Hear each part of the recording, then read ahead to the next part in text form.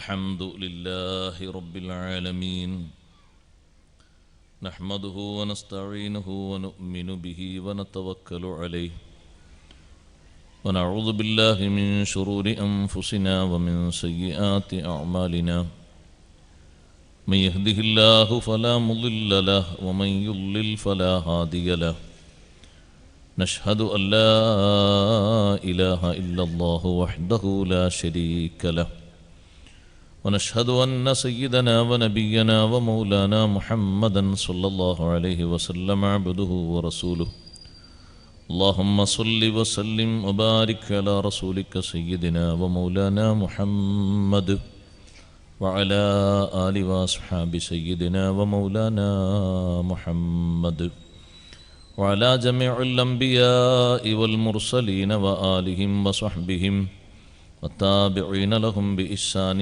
إلى يوم الدين أما بعد فأعوذ بالله من الشيطان الرجيم بسم الله الرحمن الرحيم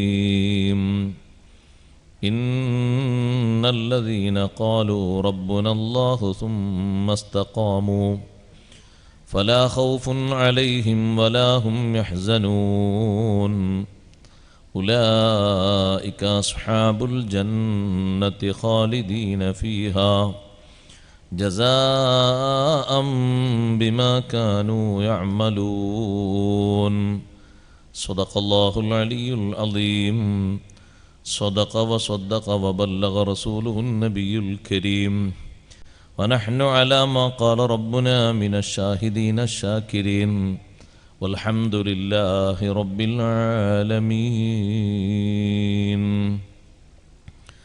أصلي صلاة تملأ الأرض والسماء على من له أعلى العلا متبوأ أقيم مقاما لم يقم فيه مرسل وأمست له حجب الجلال توطأ إلى العرش والكرسية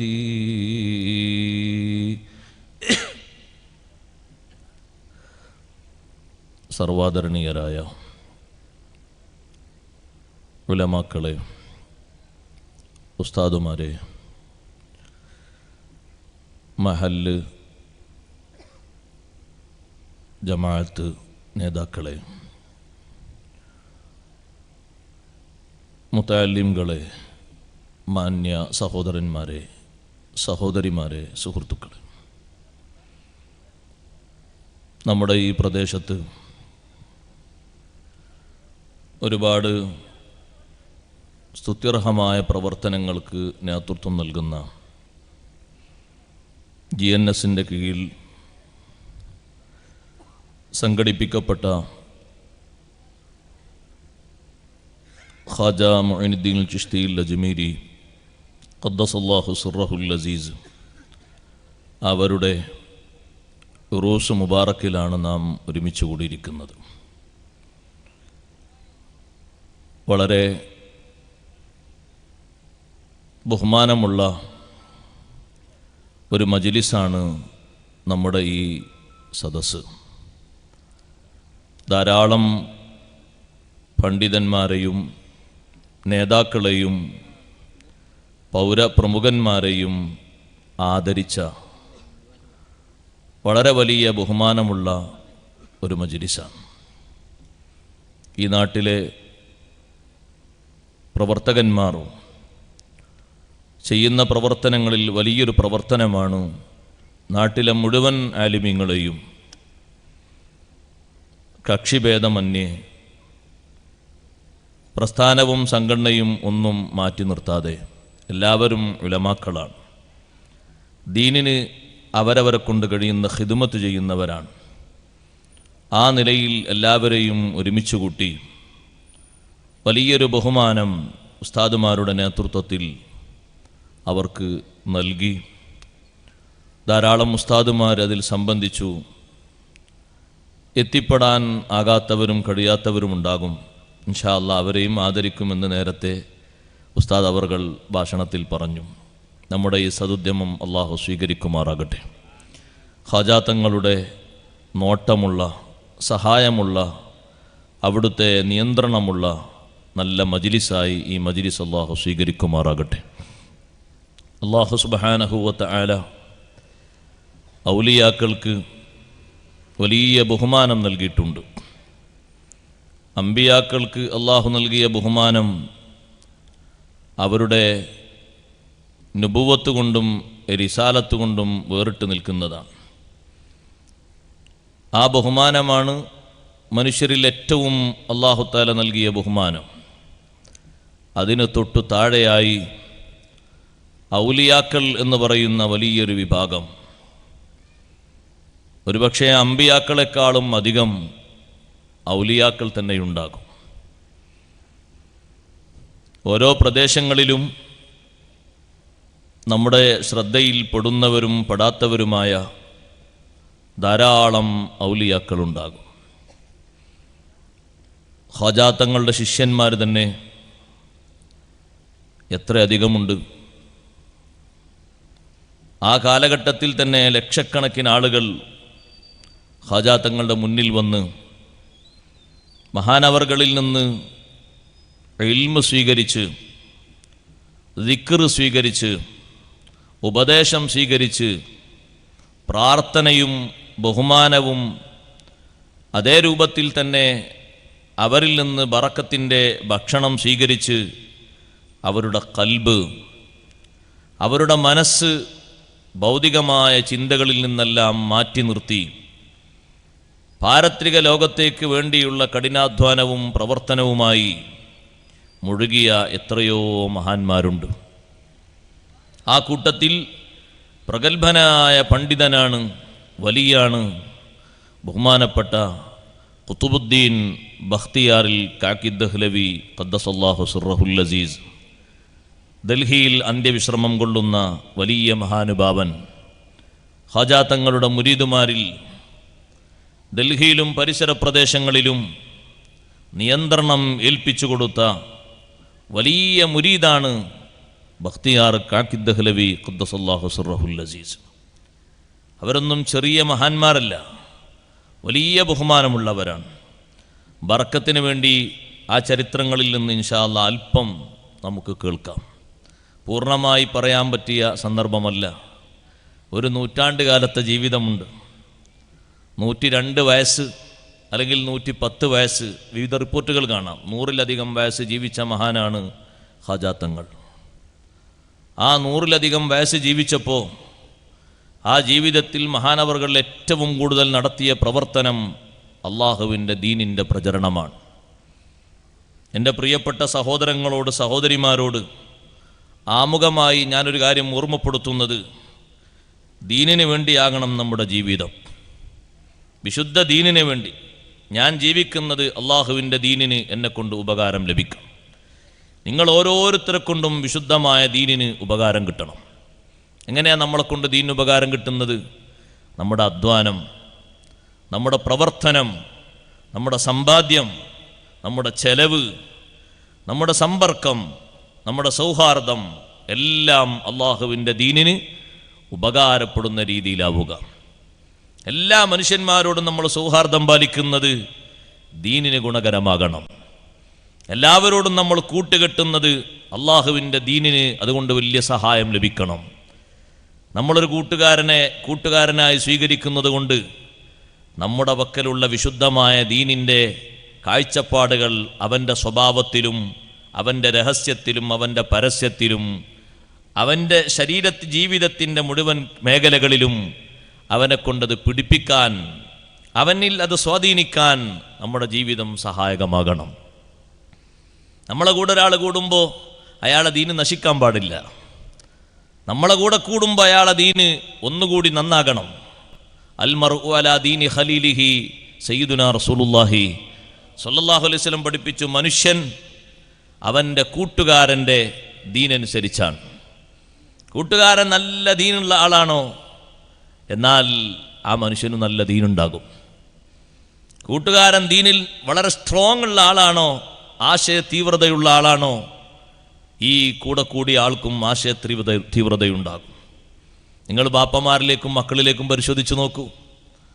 ബാപ്പ നല്ല കടികട്ടിയുള്ള ഈമാനുള്ള ആളാണെങ്കിൽ മക്കളും അങ്ങനെ തന്നെ നല്ല തീവ്രതയുള്ള കാർക്കശ്യബോധമുള്ള ദീനിൻ്റെ ചിഹ്നങ്ങൾ ഉയർത്തിപ്പിടിക്കുന്ന ഉലമാഇനെ ആരെയും മാറ്റി നിർത്താതെ ബഹുമാനിക്കുന്ന സാദാത്തുക്കളെ ഖൽബ് കൊണ്ട് സ്നേഹിക്കുന്ന മുതിർന്നവർക്ക് വലിയ ബഹുമാനം നൽകുന്ന സമപ്രായക്കാരോടും ചെറിയവരോടും കരുണ കാണിക്കുന്ന ആ നല്ല സ്വഭാവക്കാരായിരിക്കും. ആളുകൾ മനസ്സിലാക്കും ആ ബാപ്പയുടെ അതേ മാതൃകയാണ് മക്കളിൽ. കാരണം ആ ബാപ്പ മക്കൾക്ക് പകർത്തി കൊടുത്തത് എന്താണ്? ദീനിലുള്ള ഖുവ്വത്താണ്, ദീനിലുള്ള ആ തീവ്രതയാണ്. മറ്റുള്ള ആൾക്കാരെ തോൽപ്പിക്കാനോ വെറുപ്പിക്കാനോ അല്ല, അവരെയും കൂടി സന്തോഷത്തോടുകൂടെ നമ്മുടെ കൂടെ ചേർക്കാൻ. ആ യാത്രയിൽ ദീനുമായി നമ്മൾ നടക്കുമ്പോൾ നമ്മളെ കൂടെ ചേരുന്നത് ഒരു ഹൈന്ദവ സഹോദരനാണെങ്കിൽ നമ്മുടെ ജീവിതത്തെപ്പറ്റി അയാൾക്ക് എതിർപ്പുണ്ടാകൂല, നമ്മുടെ സ്വഭാവത്തെപ്പറ്റി അയാൾക്ക് എതിർക്കാനുണ്ടാകൂല, നല്ലത് പറയാനേ ഉണ്ടാകുള്ളൂ. ഖാജാത്തങ്ങൾ കടന്നു വന്നപ്പോൾ, പരിശുദ്ധമായ ദീനുമായിട്ട് ഇന്ത്യ രാജ്യത്തേക്ക് കടന്നു വന്നപ്പോൾ എതിർപ്പുകളൊക്കെ തരണം ചെയ്തത് എങ്ങനെയാണ്? നിസ്തുലമായ സ്വഭാവ മഹിമ കൊണ്ടാണ്. അഷ്റഫുൽ ഖൽഖ് റസൂലുള്ളാഹി സ്വല്ലല്ലാഹു അലൈഹി വസല്ലം തങ്ങളുടെ പേരക്കുട്ടി, അവിടുത്തെ 13ാമത്തെ പൗത്രനായ ബഹുമാനപ്പെട്ട ഖാജാത്തങ്ങൾ തങ്ങളുട്ടിയാണല്ലോ. വിശുദ്ധ ദീനുമായി, ദീനിൻ്റെ പ്രചരണാർത്ഥം അള്ളാഹുവിൻ്റെ ഹബീബിൻ്റെ നിർദ്ദേശവുമായി ഇങ്ങോട്ട് കടന്നു വന്നു, ഇന്ത്യ രാജ്യത്തേക്ക് വന്നു. പ്രതികൂലമായ ഒരുപാട് സാഹചര്യങ്ങളുണ്ടായിരുന്നു. ആ സാഹചര്യങ്ങൾ മുഴുവനും വകഞ്ഞു മാറ്റി, ആ സാഹചര്യങ്ങൾ മുഴുവനും തൻ്റെ കാൽ കീഴിലൊതുക്കി എല്ലാ ആളുകളെയും സ്നേഹവലയം കൊണ്ട് ഖാജാത്തങ്ങൾ സമീപിച്ചു. ബഹുമാനം കൊണ്ട്, കാരുണ്യം കൊണ്ട്. എതിർത്ത ആളുകൾക്ക് മഹാനവറുകൾ തിരിച്ചങ്ങോട്ട് സ്നേഹമാണ് കൊടുക്കുന്നത്, കാരുണ്യമാണ് കൊടുക്കുന്നത്. ആ സ്നേഹത്തിൻ്റെയും കാരുണ്യത്തിൻ്റെയും പിന്നിൽ അവർക്ക് അനുസരിക്കുകയല്ലാതെ മറ്റു മാർഗങ്ങളില്ല. അഷ്റഫുൽ ഖൽഖ് സ്വല്ലല്ലാഹു അലൈഹി വസല്ലം തങ്ങളെ എതിർക്കാൻ വേണ്ടി വന്ന ആളുകൾ, അങ്ങനെ ചെയ്യും ഇങ്ങനെ ചെയ്യും എന്നൊക്കെ പറഞ്ഞു വന്ന ആളുകൾ, ആ ഭാഷയൊക്കെ ഒരു 5 മിനിറ്റ് കഴിഞ്ഞാൽ മാറും. പിന്നെ ആ ഭാഷ മാറി, ആ രൂപം മാറി, ആ നോട്ടം മാറി, എല്ലാം മാറി. അവരെ മനസ്സിലെന്തോ ഒരു പുതിയ ഭാഷയും പുതിയ രൂപവും പുതിയ ഭാവവും. എത്ര ആളുകൾ അങ്ങനെ വന്നിരുന്നു. വിഷത്തിലൂട്ടിയ വാളുമായിട്ട് തങ്ങളടുത്തേക്ക് വന്ന ആളാണ് ഉമൈർ ബിൻ വഹബ്, തങ്ങളെ തലയെടുക്കാൻ വേണ്ടിയിട്ട്. ബദർ യുദ്ധാനന്തരം സ്വഹാബത്തൊക്കെ ളുഹ്ർ നിസ്കാരത്തിന് പള്ളിയിൽ നിൽക്കുമ്പോൾ ആദ്യമായിട്ട് ഉമൈർ ബിൻ വഹബിനെ കണ്ടത് ഉമർ ബിൻ ഖത്താബ് റളിയല്ലാഹു അൻഹുവാണ്. വിഷത്തിലൂട്ടിയ വാളുമായിട്ട് മദീന പള്ളിയുടെ പരിസരത്ത് വന്നിറങ്ങി, വാഹനത്തിൽ വന്നിറങ്ങി. കണ്ട ഉടനെ തന്നെ ഉമർ റളിയല്ലാഹു അൻഹു പറഞ്ഞു, അള്ളാഹുവിൻ്റെ ശത്രുവായ ഉമൈർ ബിൻ വഹബ് വിഷത്തിലൂട്ടിയ വാളുമായിട്ട് വന്നിട്ടുണ്ട്, എന്തൊക്കെയോ ദുരുദ്ദേശങ്ങളുണ്ട്. സ്വഹാബത്തൊക്കെ പള്ളിയിൽ നിന്ന് പുറത്തിറങ്ങി. ഉമർ ബിൻ ഖത്താബ് റളിയല്ലാഹു അൻഹു നോക്കുന്നു, ഉമൈർ ബിൻ വഹബ് എങ്ങോട്ടാ പോകുന്നത്? ഉമൈർ ബിൻ വഹബ് നേരെ പോകുന്നത് അഷ്റഫുൽ ഖൽഖ് സയ്യിദുനാ റസൂലുള്ളാഹി സ്വല്ലല്ലാഹു അലൈഹി വസല്ലം തങ്ങളുടെ വീട്ടിൻ്റെ വാതിൽക്കലേക്കാണ്, വാതിലിൻ്റെ ഭാഗത്തേക്കാണ് പോകുന്നത് എന്ന് ഉമർ റളിയല്ലാഹു അൻഹു കണ്ടപ്പോൾ മുന്നിൽ നടന്നുകൊണ്ട് ആ വാതിലിൻ്റെ ഭാഗത്ത് 2 കൈയും ഇങ്ങനെ വെച്ചു, ബ്ലോക്ക് ചെയ്തു, അങ്ങോട്ട് കടക്കാൻ സമ്മതിക്കുന്നില്ല. നബി സല്ലല്ലാഹു അലൈഹി വസല്ലം തങ്ങൾ ഉള്ളിൽ നിന്ന് പുറത്തെന്തോ ഒരു ശബ്ദം കേൾക്കുന്നുണ്ട്. ഉമൈർ ബിൻ വഹബ് നേരെ വാളും പിടിച്ച് മുന്നിലുണ്ട്. ഉമർ ബിൻ ഖത്താബ് തങ്ങൾ വീട്ടിൻ്റെ വാതിൽക്കൽ 2 കൈയും വെച്ച് അങ്ങോട്ട് കടക്കാൻ അനുവദിക്കാതെ തടസ്സം ചെയ്തിരിക്കുന്നു. നബി സല്ലല്ലാഹു അലൈഹി വസല്ലം ചോദിച്ചു, എന്താണ് ഉമറേ ഇങ്ങനൊരു നൃത്തം? ഒന്നുമല്ല നബിയെ, ഉമൈർ ബിൻ വഹബ് വിഷത്തിലൂട്ടിയ വാളുമായി വന്നിട്ടുണ്ട്, അതിന് നിങ്ങൾ എന്തിനാ തടയുന്നത്? നിങ്ങൾ മാറി നിൽക്കൂ, ഉമൈർ ബിൻ വഹബ് വരട്ടെ. ഉമൈർ ബിൻ വഹബിൻ്റെ കയ്യിൽ വിഷത്തിലൂട്ടിയ വാളുണ്ട്. ആ വാളുകൊണ്ട് എന്തെങ്കിലും പരിക്കേൽപ്പിച്ചുകൊണ്ട് നബി സല്ലല്ലാഹു അലൈഹി വസല്ലം തങ്ങൾ ആക്രമിക്കണം എന്ന ലക്ഷ്യത്തോടെയാണ് മക്കയിൽ നിന്ന് പുറപ്പെട്ടത്. അതിനുവേണ്ടി കൂട്ടുകാരനായ സ്വഫ്വാൻ ഇബ്നു ഉമയ്യയോട് സ്വന്തം കുടുംബത്തെയും കടബാധ്യതയും മക്കളെയും ഒക്കെ ഏൽപ്പിച്ചു വന്നതാണ്. ഉമൈർ ബിൻ വഹബ് വാളും പിടിച്ചിങ്ങനെ നിൽക്കുന്നു. അഷ്റഫുൽ ഖൽഖ് സ്വല്ലല്ലാഹു അലൈഹി വസല്ലം തങ്ങൾ പറയുന്നത്, ഉദ്നു മിന്നീ യാ ഉമൈർ, ഉദ്നു മിന്നീ യാ ഉമൈർ. ഉമേറെ അടുത്തേക്ക് വാ, അടുത്തേക്ക് വാ, ദൂരത്തേക്ക് പോന്നല്ല, അടുത്തേക്ക് വാ. വാളും പിടിച്ചിട്ടാണ് ഉമൈർ ഇബ്നു വഹ്ബ് ഉള്ളിലേക്ക് വരുന്നത്. വീട്ടിൻ്റെ ഉള്ളിലേക്കാണ് ക്ഷണിക്കുന്നത്. ഉമർ ഇബ്നുൽ ഖത്താബ് റളിയല്ലാഹു അൻഹുവിൻ്റെ മനസ്സിന് സമാധാനം കിട്ടാൻ വേണ്ടി മഹാനവറുകൾ പറഞ്ഞു, പരിസരത്തുള്ള സ്വഹാബിമാരോട് നിങ്ങൾ ഇവിടെ തന്നെ നിൽക്കണം, എന്തെങ്കിലുമൊക്കെ ആ ചങ്ങാതി ചെയ്തു പറ്റിച്ചേക്കും. കയ്യിൽ വിഷത്തിലൂട്ടിയ വാളല്ലേ, ആ വാൾ കൊണ്ട് ശരീരത്തിനൊന്ന് മുറിവേൽപ്പിച്ചാൽ, പെട്ടെന്ന് മുറിവിലൂടെ വിഷമൊന്ന് അകത്തേക്ക് കടന്നുപോയാൽ അതിശീഘ്രം മരണം സംഭവിച്ചു പോകും. അത്രയും ഉഗ്രം വിഷമാണ് വാളിൽ പുരട്ടിയിരിക്കുന്നത്. വാള് കണ്ടാൽ തന്നെ അത് മനസ്സിലാകും. അതുകൊണ്ട് നിങ്ങൾ ഇവിടെ നിൽക്കണം, ആരും പോകരുത് എന്ന് ഉമർ റളിയല്ലാഹു അൻഹു മനസ്സമാധാനത്തിന് വേണ്ടി പറഞ്ഞു. അള്ളാന്റെ റസൂൽ അടുത്തേക്ക് വിളിച്ചു. തൊട്ടടുത്ത് നേരെ അടുത്തെത്തിയിട്ട് ചോദിച്ചു, ഉമൈർ എന്തിനാ വന്നത്? വളരെ സരസമായ രീതിയിൽ തങ്ങൾ ചോദിക്കുന്നു, എന്തിനാ വന്നത്? വാളൊന്നും തെറിപ്പിച്ചിട്ടില്ല, വാള് താഴെ വെക്കാൻ പറഞ്ഞിട്ടില്ല. ഉമൈർ ഇബ്നു വഹ്ബ് പറഞ്ഞു, എൻ്റെ മകൻ ഇവിടെ തടവുകാരിലുണ്ട്, ബദറിൽ തടവിലാക്കപ്പെട്ടവരിൽ എൻ്റെ മോനുണ്ട്, എൻ്റെ മോനെ കൊണ്ടുപോകാൻ വേണ്ടി വന്നതാണ്. അല്ല ഉമൈർ, നിങ്ങൾ പറയണം എന്തിനാ വന്നത്? മനസ്സിലേക്കാണ് ചോദ്യം. എന്തിനാ വന്നത് ഉമൈറേ? എൻ്റെ മോനെ കൊണ്ടുപോകാൻ വേണ്ടി വന്നതാണ്. അതിനെന്തിനാ ഉമൈറേ വാള്? മോനെ കൊണ്ടുപോകാൻ വാഹനം മതിയല്ലോ, മോചനദ്രവ്യം കൊടുക്കാനുള്ള പണമുണ്ടെങ്കിൽ ആ പണവും കെട്ടിവെച്ചാൽ മതിയല്ലോ. വാളെന്തിനാണ് മോനെ കൊണ്ടുപോകാൻ? മോനെ കൊണ്ടുപോകാൻ വാളിൻ്റെ ആവശ്യമില്ലല്ലോ. മനസ്സ് തുറന്ന് സംസാരിക്കുന്ന ഹബീബ് റസൂലുള്ളാഹി സ്വല്ലല്ലാഹു അലൈഹി വസല്ലം തങ്ങളോട് ഉമൈർ ഇബ്നു വഹ്ബ് പറയുന്നു, വാളുണ്ടായിട്ട് ഇവിടെ എന്ത് ലഭിക്കാനാണ്? ഞങ്ങളെ നേതാക്കൾക്കൊക്കെ എത്ര വാളുണ്ടായിരുന്നു. അബൂജഹലും ഉത്ബക്കും ഷൈബക്കും വലീദിനൊക്കെ എത്ര വാളുണ്ടായിരുന്നു. അവരെല്ലാവരുടെയും തലതെറിച്ചു പോയില്ലേ? വാളുകൊണ്ട് എന്ത് നടക്കാനാണ്? നബി സല്ലല്ലാഹു അലൈഹി വസല്ലം വീണ്ടും ചോദിക്കുന്നു, അല്ല ഉമൈർ, നിങ്ങളൊന്ന് തുറന്നു പറയണം, എന്തിനാ വന്നത്? എൻ്റെ മോനെ കൊണ്ടുപോകാനാ വന്നത്.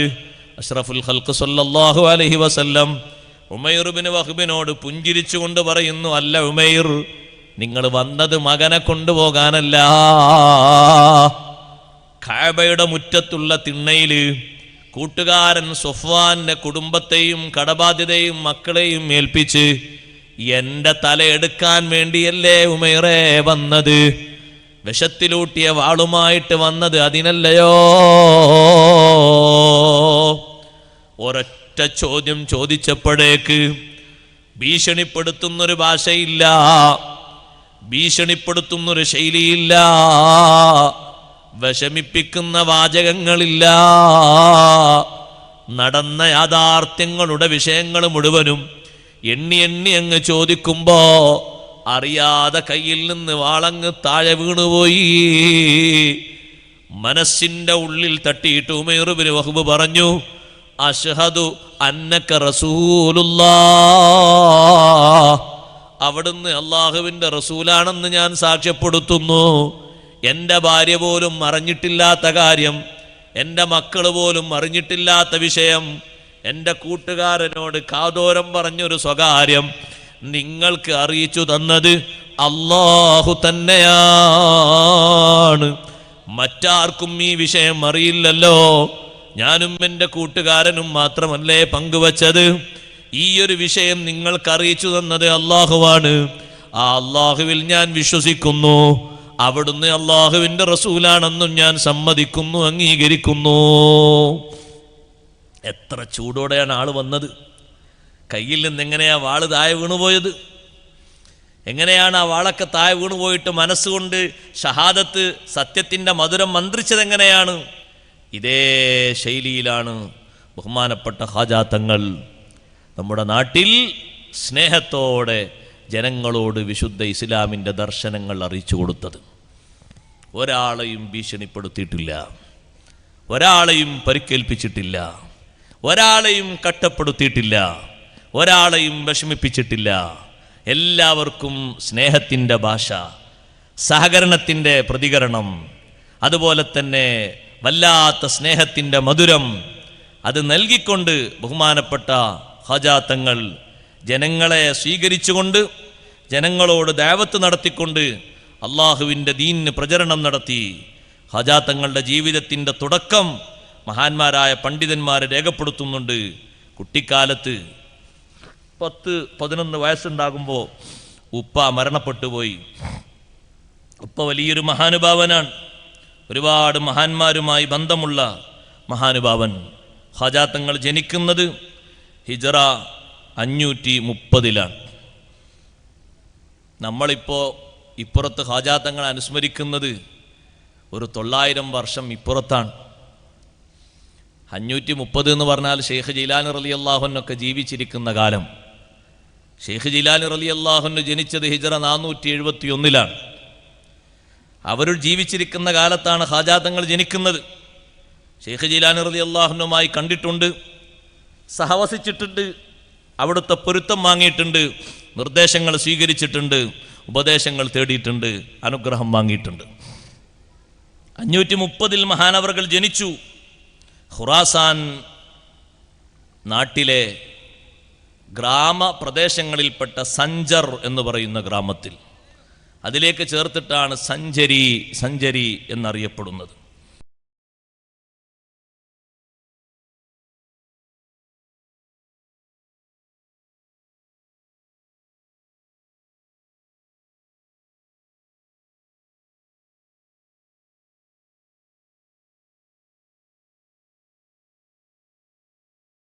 തന്നെ വിളിച്ച പേരാണ് മുഹിദ്ദീൻ. ഷെയ്ഖ് ജീലാനി റളിയല്ലാഹു അൻഹു ഒരു പ്രദേശത്തുകൂടെ നടന്നു പോകുമ്പോൾ ജനങ്ങളൊക്കെ കണ്ടാൽ വെറുക്കുന്ന രൂപത്തിൽ ഒരു ശരീരം പുഴുവൊക്കെ അങ്ങനെ അരിച്ച് ഓരോ ഭാഗത്തും പുഴുവരിച്ചിട്ട്, തലയിലും പുഴു, മുഖത്തും പുഴു, ശരീരത്തിൻ്റെ ഭാഗത്തൊക്കെ പുഴുവരിച്ച് ഒരു ഓവുചാല് പോലത്തെ ഒരു ഭാഗത്തിങ്ങനെ വേസ്റ്റൊക്കെ പോകുന്നൊരു ഭാഗത്തിങ്ങനെ കിടക്കും. അതിലൂടെ പോകുന്ന യാത്ര പലരും നോക്കിയിട്ട് ഇങ്ങനെ പോകുന്നുണ്ട്. ഷെയ്ഖ് ജീലാനി റളിയല്ലാഹു അൻഹുവിൻ്റെ കാഴ്ചയിൽ ഈ രംഗം കണ്ടപ്പോൾ മഹാനവറുകൾ നേരെ താഴോട്ടിറങ്ങി. ഇതൊരു ശരീരമാണല്ലോ കിടക്കുന്നത്, പുഴുവരിച്ച് കിടക്കുന്ന ഒരു ശരീരമാണല്ലോ. എന്താ പഠിച്ചോനെ, ഒരു ശരീരം ഇങ്ങനെ ചുങ്കും ചുറുക്കുള്ള ശരീരമായി മാറി. ഇങ്ങനെ കൈകൊണ്ട് ഇങ്ങനെ പൊന്തിച്ചപ്പോൾ എന്നിട്ട് പറഞ്ഞു, നേരത്തെ കണ്ട രീതിയുണ്ടല്ലോ, പുഴുവരിക്കുന്ന രീതി, അതുപോലെയാണ് ഇപ്പൊ ദീനുള്ളത്. നിങ്ങൾക്ക് ആ ദീനിനെ ഹയാത്താക്കാൻ കഴിയും. അതുകൊണ്ടാണ് നിങ്ങൾ ഇങ്ങോട്ട് ഇറങ്ങിയത്. സാഹസം സഹിക്കാൻ നിങ്ങൾക്ക് കഴിയും, കഠിനാധ്വാനം ചെയ്യാൻ കഴിയും. ഏത് പ്രതിസന്ധിയും തരണം ചെയ്തിട്ട് അള്ളാഹുവിൻ്റെ ദീനിനെ പരിഷ്കരിക്കാൻ, ഹയാത്താക്കാൻ നിങ്ങൾക്ക് കഴിയും. അന്ത മുഹീദ്ദീൻ, നിങ്ങൾ ദീനിൻ്റെ പരിഷ്കർത്താവാണ്. ഷെയ്ഖ് ജീലാനി റളിയല്ലാഹു അൻഹുവോട് അങ്ങനൊരു ഭാഷ, ആ ഒരു നിലപാട് സ്വീകരിച്ചപ്പോൾ പറഞ്ഞപ്പോൾ, ഈ പുഴുവരിക്കുന്ന ദീന് നിങ്ങൾ ഹയാത്താക്കണം. പുഴുകൊണ്ട് ഉദ്ദേശിച്ച് മനസ്സിലായോ? ജനങ്ങളെ വിശ്വാസവും കർമ്മവും ഈ രൂപത്തിലാണ്. ആൾക്കാരെ വിശ്വാസം പുഴുവരിച്ചുകൊണ്ടിരിക്കുകയാണ്, കർമ്മങ്ങളൊക്കെ പുഴുവരിച്ചുകൊണ്ടിരിക്കുകയാണ്. അള്ളാഹു സ്വീകരിക്കുന്നതിൽ നിന്ന് എത്രയോ ബഹുദൂരം അകലെയാണ്. ഇനി അത് പൂർണ്ണമായ ആരോഗ്യമുള്ള ഈമാനും അമലുമാക്കി നിങ്ങൾ മാറ്റണം. നിങ്ങൾക്കതിന് കഴിയും.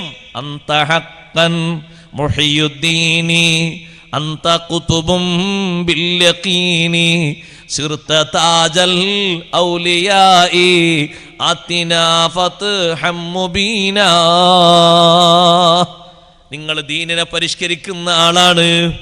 ആ സംഭവത്തിന് ശേഷം ഷെയ്ഖ് ജീലാനി റളിയല്ലാഹു അൻഹു ആദ്യം നിസ്കരിക്കാൻ കയറിയ പള്ളിയിൽ അതാ ആലിമീങ്ങൾ വന്നിട്ട് പറയുന്നു, വിളിക്കുന്നു, യാ ഷെയ്ഖ് മുഹീദ്ദീൻ.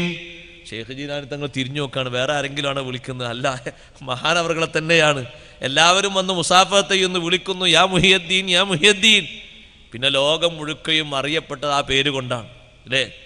പള്ളിയാകട്ടെ സ്ഥാപനാകട്ടെ ഒക്കെ ആ പേര് കൊണ്ടാണ്. ഷെയ്ഖ് ജീലാനി റളിയല്ലാഹുവിൻ്റെ പേരുള്ള പള്ളി മുഹിയുദ്ദീൻ പള്ളി, അങ്ങനെയല്ലേ അറിയപ്പെടുന്നത്? മുഹിയുദ്ദീൻ പള്ളി. ശരിക്കും ഉമ്മയും അതുപോലെ തന്നെ വല്യപ്പയും മറ്റുമൊക്കെ വിളിച്ചു വന്ന ആ പേരിലല്ലല്ലോ അറിയപ്പെടുന്നത്. ഈ പേരാണ് ലോകം മുഴുക്കയും അറിയപ്പെട്ടത്. ദീനിനെ പരിഷ്കരിച്ച മഹാൻ. അതേ രൂപത്തിലാണ് മുഈനുദ്ദീൻ ദീനിനെ സഹായിച്ച്, അള്ളാഹുവിൻ്റെ ദീനിനെ വലിയ സഹായം ചെയ്ത മഹാനാണ് ബഹുമാനപ്പെട്ട ഖാജാ തങ്ങൾ. ആ ഖാജാ തങ്ങൾ അവരുടെ ഉപ്പ ഖിയാസുദ്ദീൻ റളിയല്ലാഹു അൻഹു ആണ്. ഖിയാസുദ്ദീൻ എന്ന് പറയുന്ന ഈ മഹാനുഭാവൻ വലിയ പണ്ഡിതനാണ്. ചെറുപ്പകാലത്ത് ഖാജാ തങ്ങൾക്ക് 10-11 വയസ്സുണ്ടാകുമ്പോൾ ഉപ്പ വഫാത്തായിപ്പോയി. ഉപ്പയിൽ നിന്ന് കിട്ടിയ അനന്തര സ്വത്തായിട്ടുള്ള തോട്ടം, അനന്തര സ്വത്തായിട്ട് കിട്ടിയ ആ തോട്ടമുണ്ട്. ആ തോട്ടത്തിൽ മഹാനവറുകൾ ജോലിയെടുക്കും. അങ്ങനെ ഇൽമു പഠിച്ച് വളർന്നുകൊണ്ടിരിക്കുന്നു. നാട്ടിൽ തന്നെ മഹാനവറുകൾ ജീവിച്ച് സ്വന്തം ഉപ്പയിൽ നിന്നും അതുപോലെ തന്നെ ഉപ്പയുടെ ഗുരുനാഥന്മാരിൽ നിന്നും ഇൽമിൻ്റെ പഠനം, ദർസ് കിതാബിൻ്റെ പഠനവും ഇൽമു പഠിക്കലും ആരംഭിച്ചു കഴിഞ്ഞു. അങ്ങനെ തോട്ടത്തിൽ പ്രവർത്തിച്ചു കൊണ്ടിരിക്കുന്ന ഒരു വേളയിൽ മഹാനവറുകളുടെ ആ തോട്ടത്തിലേക്ക്, കാരക്കത്തോട്ടത്തിലേക്ക് അല്ലെങ്കിൽ മുന്തിരിത്തോട്ടത്തിലേക്ക്, അത് ആ കാലഘട്ടത്തിൽ അറിയപ്പെട്ട ഒരു വലിയ മഹാൻ ഇബ്രാഹിമുൽ ഖന്ദൂസി എന്ന് പറയുന്ന വലിയൊരു മഹാൻ തോട്ടത്തിലേക്ക് പ്രവേശിക്കുന്നു, കടന്നു വരുന്നു.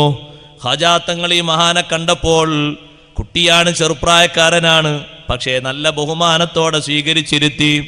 എന്നിട്ട് ആ തോട്ടത്തിൽ നിന്ന് നല്ല ഒരു പഴം, നല്ല ഒരു കൊല പറിച്ചു കൊടുത്തു. അത് വളരെ തൃപ്തിയോടെ ബഹുമാനത്തോടെ ഭക്ഷിക്കുന്നു. ഇബ്രാഹിമുൽ ഖന്ദൂസി റളിയല്ലാഹു അൻഹു ഭക്ഷിച്ച ശേഷം മഹാനവറുകളുടെ ഭാണ്ഡത്തിൽ നിന്ന് ഒരു പത്തിരി എടുക്കുന്നു, ഉണങ്ങിയൊരു പത്തിരി. എന്നിട്ട് ആ പത്തിരി അതാ വായിലിട്ട് ചവക്കുന്നു. എന്നിട്ട് ബഹുമാനപ്പെട്ട ശൈഖ് തങ്ങൾക്ക്, ഖാജാ തങ്ങൾക്ക് അത് നൽകുന്നു. അത് ഭക്ഷിക്കാൻ വേണ്ടി പറയുന്നു. അത് ഭക്ഷിച്ചതോടുകൂടെ തന്നെ ഖാജാ തങ്ങളെ മനസ്സിൽ ദുനിയാവിനോടുള്ള സുഹുദ് കൂടി വരുന്നു.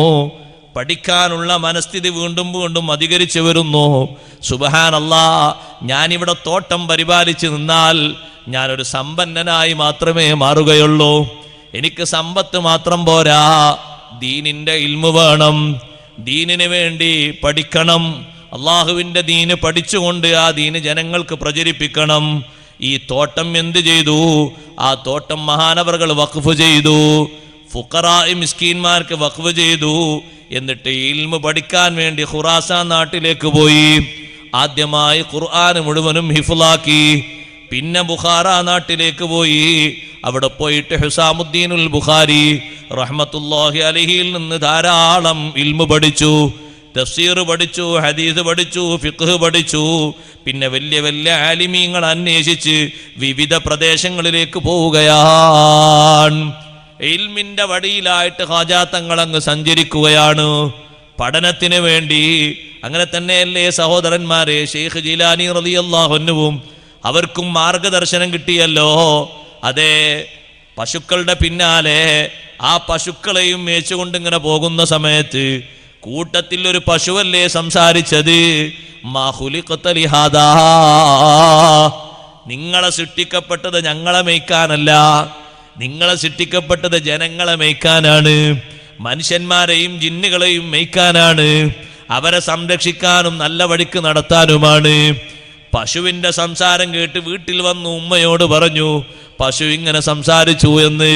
അതിനുശേഷം മഹാനവറുകൾ വീട്ടിന്റെ മുകൾ ഭാഗത്ത് കയറി നിന്നപ്പോൾ അറഫാ മൈതാനത്ത് ജനങ്ങളൊക്കെ ഒരുമിച്ച് കൂടിയ വല്ലാത്ത ഒരു രംഗം, ലക്ഷക്കണക്കിന് ആളുകൾ ഒരുമിച്ച് കൂടിയ രംഗം കണ്ടപ്പോൾ നാട് വിട്ട് ഇൽമു പഠിക്കാൻ വേണ്ടി പോകാൻ മനസ്സിലതാ മോഹമുദിക്കുന്നു.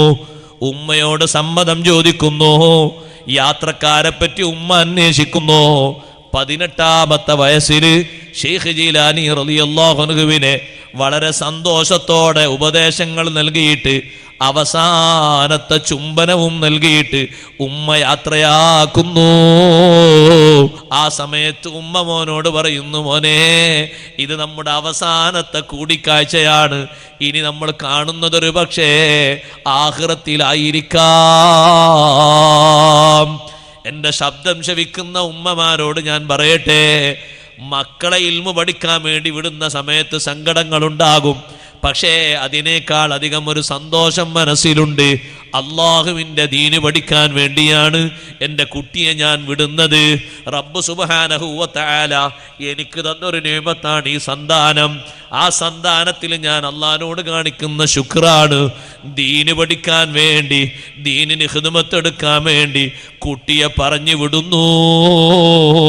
ഒരൊറ്റ മകനായിട്ട് പോലും ഷാഫി ഇമാം തങ്ങളെ ഉമ്മ, ഷാഫി ഇമാം തങ്ങളെ ജോലിക്ക് വിടാതെ കുടുംബക്കാര് പലരും അങ്ങനെ പറഞ്ഞിട്ടും പറഞ്ഞേക്കാതെ ഇൽമിന്റെ വഴിയിൽ വിട്ടു. ആ ഉമ്മ ഫാത്തിമ റളിയല്ലാഹു അൻഹ എന്ന് പറയുന്ന ഉമ്മ, അന്ന് ഷാഫി ഇമാം തങ്ങൾ അങ്ങനെ പറഞ്ഞേച്ചിട്ടില്ലെങ്കിൽ ഇന്ന് ലോകത്തിന്റെ അവസ്ഥ എന്താകും സഹോദരങ്ങളെ? ഈ രൂപത്തിലുള്ള ഇൽമും ഇൽമിന്റെ താവഴികളും ഒക്കെ നമുക്ക് ലഭിക്കുമായിരുന്നോ? ആ ഉമ്മ ചെയ്ത ഖിദ്മത്ത് അത്ര വലിയ ഖിദ്മത്താണ്. അതുപോലെ തന്നെയല്ലേ ഷെയ്ഖ് ജീലാനി തങ്ങളുടെ ഉമ്മ? ഷെയ്ഖ് ജീലാനി തങ്ങളെ ആ മേഖലയിലേക്ക് വിട്ടപ്പോ ബഗ്ദാദിൽ പോയി. പിന്നെ നീണ്ട വർഷക്കാലം, 33 വർഷക്കാലം വിജ്ഞാന തപസ്യയിലായി മുന്നേറ്റം നടത്തി. അതിനുശേഷം നീണ്ട 40 വർഷക്കാലം അല്ലാഹുവിൻ്റെ ദീനിന് വേണ്ടി ഖിദ്മത്തെടുത്തപ്പോൾ ആ ഉമ്മാക്കെന്തൊരു സന്തോഷമാണ്, ഉമ്മാക്കെന്തൊരു സന്തോഷമാണ്. കുട്ടിക്കാലത്ത് ഇൽമു പഠിപ്പിച്ചു കൊടുത്ത വെല്ലിപ്പയായ അബ്ദുല്ലാഹി സോമയി തങ്ങൾക്ക് എന്തൊരു സന്തോഷമാണ്. കാരണം പേരക്കുട്ടി അള്ളാഹുവിൻ്റെ ദീനിന് വേണ്ടി പ്രചരണം നടത്തിയിട്ട് അള്ളാഹു മുഹീദ്ദീൻ എന്ന നാമം നൽകിയിട്ട് ലക്ഷക്കണക്കിന് ആളുകൾക്കല്ലേ മാർഗദർശനം നൽകിയത്, ലക്ഷക്കണക്കിന് ആളുകളുടെ ഈമാനല്ലേ രക്ഷപ്പെടുത്തിയത്, ലക്ഷക്കണക്കിന് ആളുകളെയല്ലേ അധാർമികതയിൽ നിന്ന് കൈപിടിച്ചുയർത്തിയത്. വല്ലാത്ത ഭാഗ്യം തന്നെ, ചെറിയൊരു ഭാഗ്യമൊന്നുമല്ല. അവരുടെ പിൻതലമുറക്കാരായ മുരീദുമാർ ഇന്നും ലോകത്തിന്റെ വിവിധ ഭാഗങ്ങളിൽ ഖാദിരി ത്വരീഖത്തുമായിട്ട് അതിൻ്റെ നിർദ്ദേശങ്ങളും അതിൻ്റെ റാത്തീബുകളുമായിട്ട് ഇന്നും അവരുടെ മാർഗങ്ങൾ ഹയാത്താക്കിക്കൊണ്ടിരിക്കുന്നു. എത്ര വലിയ ബഹുമാനമാണ്! ബഹുമാനപ്പെട്ട ഖാജാ തങ്ങൾ വിവിധ നാടുകളിലേക്ക് ഇൽമു പഠിക്കാൻ വേണ്ടി പോകാൻ. ആ കൂട്ടത്തിൽ ഖാജാ തങ്ങളോട് പലരും പറഞ്ഞു, നിങ്ങൾ ഉസ്മാനുൽ ഹാറൂനി തങ്ങളെ പോയി കാണണം. അപ്പോൾ ഖാജാ തങ്ങൾ ചോദിച്ചു, ഉസ്മാനുൽ ഹാറൂനി തങ്ങൾ എങ്ങനെയാണ്? ഉസ്താദ്മാരോട് ചോദിച്ചു. ഉസ്മാനുൽ ഹാറൂനി തങ്ങൾ ലാഹിറും ബാത്തിനും 2 ഇൽമും ഹാസിലാക്കിയ മഹാനാണ്. ഇൽമുൽ ലാഹിരിയ വൽ ബാത്തിനിയ, 2 ഇൽമും, ലാഹിരിയ ഇൽമും ബാത്തിനിയ ഇൽമും. ലാഹിരിയ ഇൽമു കൊണ്ട് ഉദ്ദേശിക്കുന്നത് ശരീഅത്ത്, ബാത്തിനിയ ഇൽമു കൊണ്ട് ഉദ്ദേശിക്കുന്നത് ത്വരീഖത്തും ഹഖീഖത്തും. എല്ലാ മേഖലകളും അറിവുള്ള മഹാനാണ്, നിങ്ങൾ അവരെ പോയി കാണണം. ഖാജാ തങ്ങൾക്ക് വലിയ സന്തോഷമായി. ഉസ്മാനുൽ ഹാറൂനി തങ്ങളെ പോയി കാണാൻ വേണ്ടി പോയി.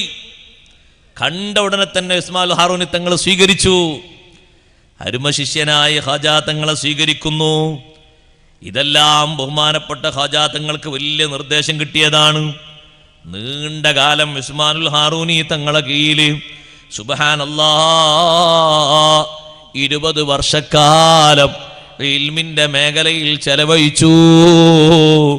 ഓരോ വർഷവും ഖാജാ തങ്ങൾക്ക് വരുന്ന സ്ഥാനമാനങ്ങൾ, ബഹുമാനങ്ങൾ ചെറുതല്ല.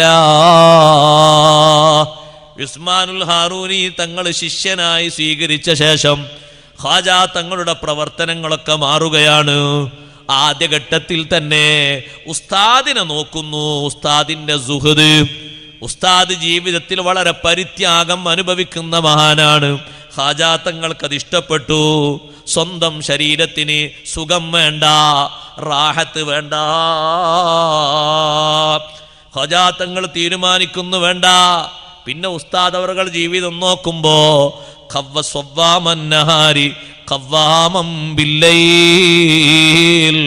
രാത്രി സമയം കൂടുതൽ നിസ്കരിക്കുന്ന പതിവാണ് ഉസ്മാനുൽ ഹാറൂനി തങ്ങൾക്കുള്ളത്. ഖാജാ തങ്ങൾക്കത് വലിയ ഇഷ്ടമായി. ഉസ്താദിന്റെ അതേ സബീൽ സ്വീകരിക്കുന്നു. 70 വർഷക്കാലം ഖാജാ മുഈനുദ്ദീൻ ചിശ്തിയിൽ അജ്മീരി തങ്ങൾ പകല് നോമ്പും രാത്രി നിസ്കാരവുമാണ്. ചെറിയൊരു ഇബാദത്തല്ല, അവരുടെ ബർക്കത്ത് കൊണ്ട് അല്ലാഹു നമ്മളെ വിജയിപ്പിക്കട്ടെ. എന്തൊരു ഇബാദത്താ നോക്ക് നിങ്ങൾ. ഉസ്താദ് എങ്ങനെ കണ്ട പൂർവികരിൽ നിന്ന് കിട്ടിയ പാരമ്പര്യമാണത്. ഷെയ്ഖ് ജിലാനി റളിയല്ലാഹു അൻഹു, അവരുടെ മുൻഗാമികളായ ബഹുമാനപ്പെട്ട ഇമാമുൽ ആലം അബൂ ഹനീഫ് റളിയല്ലാഹു അൻഹു, അബൂ ഹനീഫ തങ്ങൾ അങ്ങനെയാണ് 40 കൊല്ലം ഇശാ നിസ്കരിച്ച അതേ വുളൂ കൊണ്ടാണ് സുബ്ഹി നിസ്കരിച്ചത്. രാത്രി മുഴുവനും ഇബാദത്താണ്. ആ ഇബാദത്തിന് വേണ്ടി ബഹുമാനപ്പെട്ടവർ അബൂ ഹനീഫ് റളിയല്ലാഹു അൻഹു നിൽക്കുന്ന നൃത്തമൊക്കെ അയൽവാസികൾക്ക് വരെ വല്ലാത്തൊരു ആനന്ദമാണ്. അബൂ ഹനീഫ് ഇമാം റളിയല്ലാഹു അൻഹു വഫാത്തായപ്പോൾ അയൽപക്കത്തെ ഒരു കുട്ടി ഉമ്മാനോട് ചോദിച്ചു, ഉമ്മ ഇന്നലെ രാത്രിയും കഴിഞ്ഞ ദിവസങ്ങളൊക്കെ ആ വീടിൻ്റെ മേലെ ഒരു തൂണിങ്ങനെ കാണലുണ്ടല്ലോ, ഇതെന്താ തൂണ് കാണാത്തത്? ഉമ്മ പറഞ്ഞു, മോളെ അത് തൂണല്ല. അതൊരു തൂണായിട്ട് തോന്നിയോ? അത് അബൂ ഹനീഫ റളിയല്ലാഹു അൻഹു രാത്രി നിന്ന് നിസ്കരിച്ച നിർത്തായിരുന്നു അത്. മോൾക്ക് ഇപ്പുറത്ത് നോക്കിയിട്ട് ഒരു തൂണായിട്ടാണ് തോന്നിയത്. ഇമാമുൽ ആദം തങ്ങൾ ഇങ്ങനെ നിന്ന് നിസ്കരിക്കായിരുന്നു സുബിഹി വരെ. ഇന്നാ തൂണ് കാണാത്തത്. മഹാനവറുകൾ ഇന്നലെ വഫാത്തായി പോയി. കുട്ടികൾ നോക്കിയിട്ട് കാണാണത് തൂണിങ്ങനെ നിൽക്കുന്നത്. ഒരു നൃത്തം ഇങ്ങനെ നിൽക്കല്ലേ, നീണ്ട നേരം ഓതിയിട്ട് ഓതുന്നതൊക്കെ ആവർത്തിച്ചിട്ട്. എത്രയാണ് അവർ ഖുർആനിൻ്റെ തഫ്സീർ അവരെ മനസ്സിൽ ഒരായത്ത് ഇങ്ങനെ ഓതിയിട്ട് ആ ഒരായത്തിൻ്റെ തഫ്സീർ 1 മണിക്കൂറോ 2 മണിക്കൂറോ 10 മണിക്കൂറോ ചിന്തിച്ചാലും തീരാത്ത അത്രയും ഇൽമാണ്. അപ്പം ഇങ്ങനെ ആവർത്തിക്കുമ്പോൾ നിൽക്കുന്നതും സമയം പോകുന്നു ഒന്നും അറിയുന്നില്ല. കുറഞ്ഞ സമയമായിട്ടേ അവർക്ക് അനുഭവപ്പെടുന്നുള്ളൂ. അതവർക്കൊരു ത്രില്ലായി മാറിയതാണ്, ഒരു സുഖമായി മാറി. ഇബാദത്തിൻ്റെ ഒരു അഭിരുചി കിട്ടിയപ്പോൾ എത്ര നേരം നിന്നാലും കുറച്ചായിട്ടല്ലേ തോന്നുള്ളൂ. അതങ്ങനെ ഒരു സുഖം അനുഭവിച്ചു കഴിഞ്ഞാൽ അങ്ങനെയാണ്. ഇപ്പം ദിക്റിലൊക്കെ ഒരു സുഖം കിട്ടിയ ആൾക്ക് എത്ര ദിക്റില്ലാലും ആയിട്ടില്ല എന്നേ തോന്നുള്ളൂ. അങ്ങനെയാണ്. ദിക്റിൽ ഒരു സുഖം അനുഭവിക്കുന്ന ഒരാളാണ് മനസ്സുകൊണ്ട്, സ്വലാത്തിൽ ഒരു സുഖം അനുഭവിക്കുന്ന ആളാണ്, ഖുർആനത്തിൽ ഒരു സുഖം അനുഭവിക്കുന്ന ആളാണെങ്കിൽ എത്ര ഓതിയാലും ചൊല്ലിയാലും പാടിയാലൊക്കെ അയാളെ മനസ്സിന് എന്തേ തോന്നുള്ളൂ? കുറച്ചായിട്ടുള്ളൂ എന്ന് തോന്നുള്ളൂ. അത് ഒരു സുഖം, ഒരു ലദ്ദത്ത് അള്ളാഹു നമുക്ക് നൽകുമാറാകട്ടെ. ജീവിതത്തിൽ അള്ളാഹു നമുക്ക് ഏറ്റിത്തരുമാറാകട്ടെ. അത് വലിയൊരു സന്തോഷമാണ്.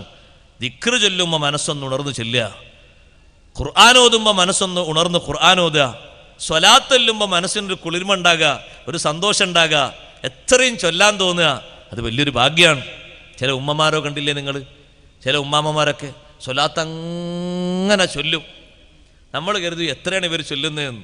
അവരോട് ചോദിച്ചാൽ അവർ പറയും കുറച്ചായിട്ടുള്ളൂ. നമ്മളിപ്പുറത്തുനിന്ന് കണക്ക് കൂട്ടുമ്പോൾ ഒരു പക്ഷേ 300, 400, 500 ഒക്കെ കഴിഞ്ഞിട്ടുണ്ടാവും. പക്ഷെ അവരോട് ചോദിക്കുമ്പോൾ അവർ പറയും കുറച്ച് ചൊല്ലിയിട്ടുള്ളൂ, ഒരു 50, 100 ഇത്രയധികം ചൊല്ലിയിട്ടോ. പക്ഷെ അവരുടെ അനുഭവം അങ്ങനെയാണ്. അതവരെ മനസ്സിൽ അവർക്ക് ലഭിക്കുന്ന ഒരു സുഖമാണ്. അള്ളാഹു ഇബാദത്തിൻ്റെ ലദ്ദത്ത് നമുക്കെല്ലാവർക്കും നൽകുമാറാകട്ടെ. നമുക്കൊന്നത് കിട്ടിയില്ലല്ലോ, നമ്മൾ സാധുക്കളല്ലേ, പാവങ്ങളല്ലേ, അള്ളാഹു നമുക്ക് നൽകുമാറാകട്ടെ. മഹാന്മാരൊക്കെ ഒരു നിസ്കാരം, അവരൊക്കെ ഒരു ഓത്ത്, അവരൊക്കെ ഒരു ഇബാദത്ത്, അത് പറയുമ്പോഴേക്കന്നെ നമുക്കൊരു പേടിയാണ്. പഠിച്ചവനെ നമ്മളിത് പറഞ്ഞുകൊണ്ടൊരു ബർക്കത്തെടുക്കുകയാണ്. അല്ല, നമ്മളതിൻ്റെ തഹ്തിലായിട്ടില്ല, നമ്മളതിൻ്റെ മേൽവിലാസത്തിലോ അതിൻ്റെ കീലോ ആയിട്ടില്ല. പറഞ്ഞിട്ട് ആ ഒരു ബർക്കത്തുകൊണ്ട് അള്ളാഹു നമുക്ക് നന്മയേറ്റി തരുമാറാകട്ടെ. ഖജാ തങ്ങൾ ആ ഉസ്താദിൻ്റെ ജീവിതം കണ്ടിട്ട് അങ്ങനെ അങ്ങോട്ട് പകർത്തി. നോമ്പും നിസ്കാരമൊക്കെ അങ്ങനെ ഉസ്താദ് ഭക്ഷണം കഴിക്കുന്നത് നോക്കുമ്പോൾ എപ്പോഴെങ്കിലൊക്കെ ഒരു പത്തിരി, ഒരു ഉണക്കപ്പത്തിരി കഴിക്കും. അതേ ശീലം ഖാജാ തങ്ങളും. ഉസ്മാനുൽ ഹാറൂനി തങ്ങൾ അങ്ങനെ അങ്ങോട്ട് പകർത്തി. ഖുർആനിൻ്റെ ഖത്മ് വളരെ കൂടുതലാണ് ബഹുമാനപ്പെട്ട ഉസ്മാനുൽ ഹാറൂനി തങ്ങൾക്ക്.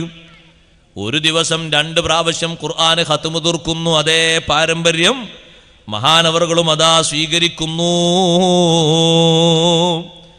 ഖജാ തങ്ങൾ ഉസ്മാനുൽ ഹാറൂനി തങ്ങളെ കൂടെ ഇങ്ങനെ ജീവിതം നയിച്ചിട്ട് ഓരോ സ്റ്റേജ് ഇങ്ങനെ മുന്നോട്ട് പോകുമ്പോൾ ഒരിക്കൽ ഉസ്മാനുൽ ഹാറൂനി തങ്ങൾ ഖജാ തങ്ങളെ വിളിച്ചിട്ട് പറഞ്ഞു, നിങ്ങളൊന്ന് ഉളു പുതുക്കണം.